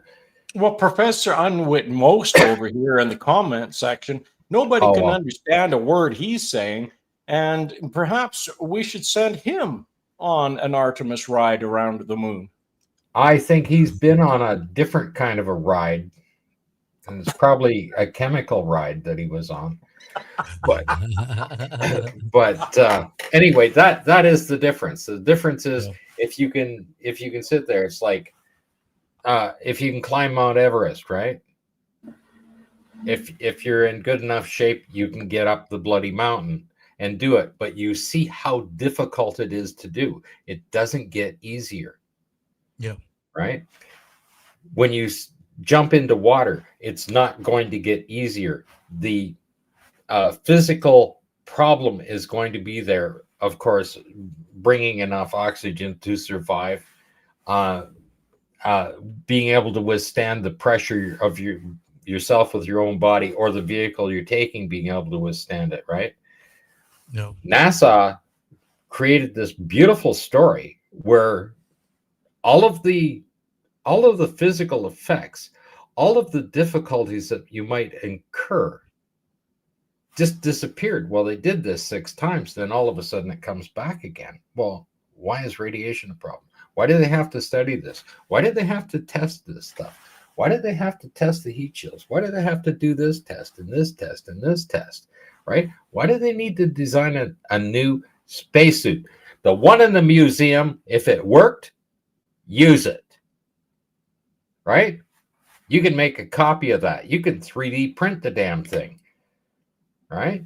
Use it. Okay? It didn't work. It wouldn't hold any pressure. It doesn't have any special zippers in it that would hold any pressure. They don't even do all the way up. They're about 2 inches too short at the back. They just put some Velcro over it so you don't see it, right? The helmet hooks onto the outside white layer on it where that gap is, and you can't tell me that it's got an inner pressure suit on it, because otherwise your head would be sticking out, right? And then the cooling system on it, okay?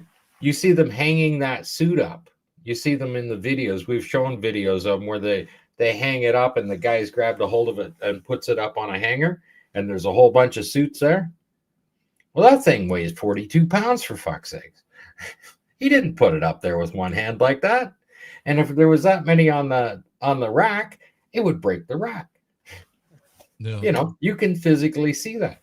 Of course, they had to have a lightweight suit for them to practice in on Earth. They can't be running around with a total suit put together with 180 pounds on them and run around and do practice. So they had to build suits to practice in, and of course, for full simulation. Anyway, that's enough of that nonsense. We can see in the comments what's going to happen. Oh yeah, Professor Runwit.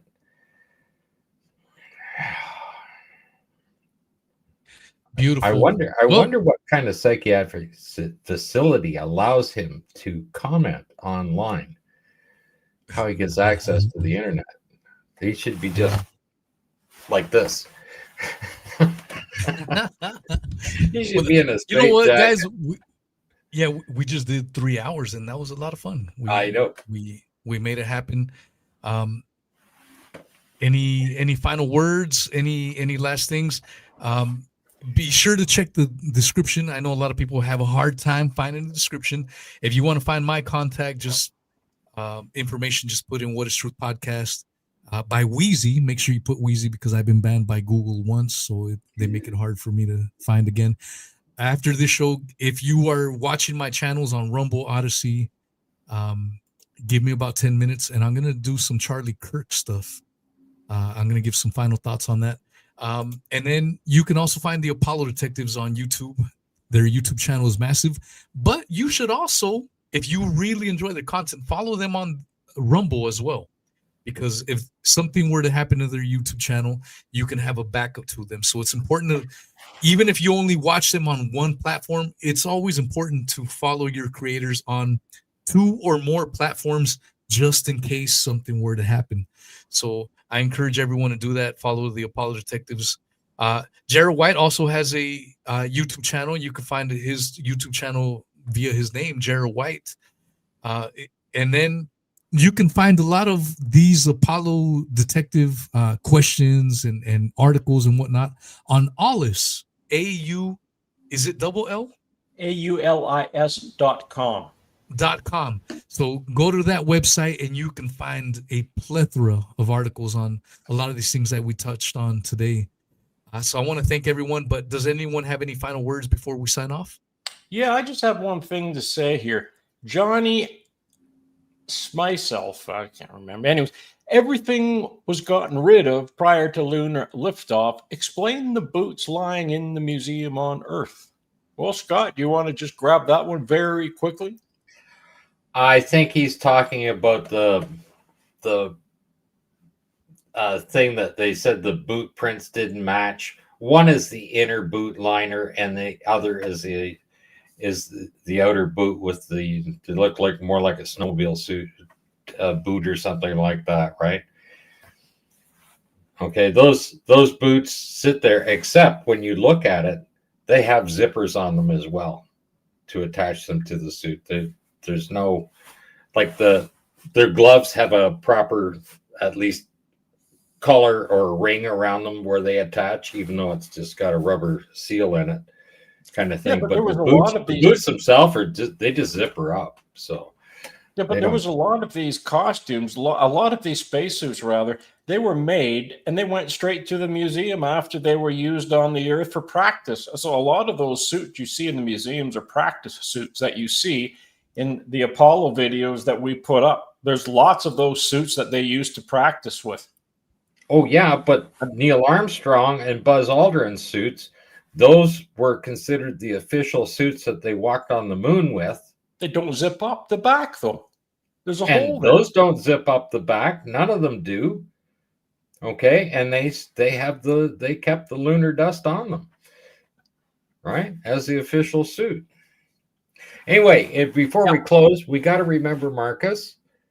So everybody out there, subscribe to Nexus Magazine. Take a subscription out for Marcus. And not only that, purchase his book, Apollo There you Moon go. Hoax, which I am showing on the screen, and Jared White is fidgeting to find it. There we go. Yeah. Yeah. Yep. And I'd also like to mention as well, if you wanted to pick up Ralph Renee's book, you can get that from ralphrenee.com. Okay, as I said, I keep the book in print, and you can buy it from the website. And anybody asking about my book, I'm currently overseeing the final proofs, and we should have that out in time for the November Christmas shopping period. And we've put out a few songs as well to promote the story as well. In fact, I just if you have time for it, I posted Robert's favorite one in the private chat. I'll see if I can post this in the comments in the main chat. Let me have a look. I post it there. Does it go through? Yeah, I got it. Give me one second. There's a commercial. I don't want to play the YouTube commercial. It's 5 minutes. So how long should I play it? Maybe the opening 2 minutes at least. That should be all right. 2 minutes. Okay. All right. And the only reason is because, again, we're trying to stay YouTube neutral, if you will. Well, this is the I love doing the drumming for this one. This was a lot of fun to do.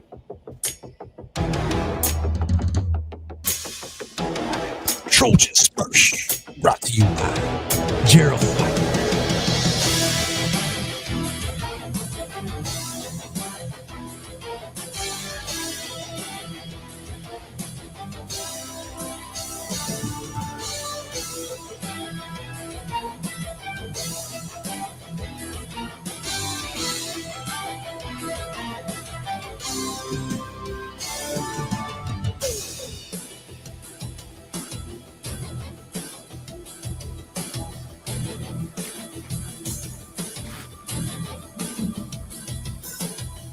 Sid Tanner runs through the night so cold. A rogue agent with secrets untold. Smersh in the CIA, always on his trail. But this desperado doesn't fail. He prowls the shadowed streets by night. Danger at every turn, it's fight or flight. Down the alleys, whispers of a hidden scheme to draw the world into a dark MAGA dream. The election is lost, but the president refuses to kneel. Tells his people to march, to stop the non-existent steal. Incognito in the crowd, Smersh agents on a mission to initiate the president's final solution. A plan to strike and seize the crown, but Sid Tanner will hunt them down. Trojan Smersh! The Capitol shakes as Armageddon calls. Gunshots echo down congressional halls. The nation stands divided, chaos unfolds as power-hungry leaders grasp for control. Sid Tanner stands alone, he'll take the fight. Against the storm, he'll save the light. Lines are blurred in the battle's haze. Every move feels like the end of days. But Sid Tanner doesn't falter in fights. He's the spark in the endless night. Trojans, the clock is ticking, the stakes are high. Sid Tanner fights to see the day MAGA dies. Okay, you can pause it there if you want. There you go, Mr. Jared White, Trojan Smersh. Yeah, Smersh, for everybody wondering, it's a Russian phrase. It's a combination of the words Smert Shpionom, which means death to spies. It was a Russian intelligence agency that was created during World War II to snuff out Nazi spies and Soviet defectors. It shut down after the war ended. Interestingly enough, I must say I'm not the first to use Smersh as antagonist. Ian Fleming famously used them in his James Bond novels. Right, but the idea of Smersh existing in the Cold War, in my case, well into the 21st century, was just that. It was an idea. But after my book got accepted for publication, I learned that Smersh got reactivated as part of Russia's invasion of Ukraine. On one hand, I'm thinking, oh my God, my book suddenly became all the more relevant. And on the other hand, I'm thinking, oh Christ, I hope that people in Ukraine are going to be safe. Well, you know, one thing I like, though, that tune, I retracked that tune into 5.1 and 7.1 surround, and one of my cars, I have a good stereo system, and I put it in there. I was listening. Holy cow, man, that sounds just choice. Because I had some of the drums, like the drums go around your head. They're just like the one when I do that up and down the tom racks, and it's just like it's like this, right? It shoots across the car, and the end. Oh, that sounds good. Yeah, it sounded really good. There's a program to do all that stuff in, so you know, and then of course on the drums, every single tom has a microphone on it, so you know you can have good control there. Anyways, that's enough. I guess we should close her down. Beautiful, good shit. I'm sorry, good stuff. Yeah. I'm sorry. I keep forgetting that I'm not on my channel by myself. You're at work. Thanks everyone for coming out. That was a hoot. Yeah. Hope everyone appreciated that. And until next episode, and hopefully our favorite character and amazing friend, Mr. Marcus Allen, will join us next time around. And that will be episode number 12 when we get together. All right, everyone, have a pleasant evening. Hugs and kisses to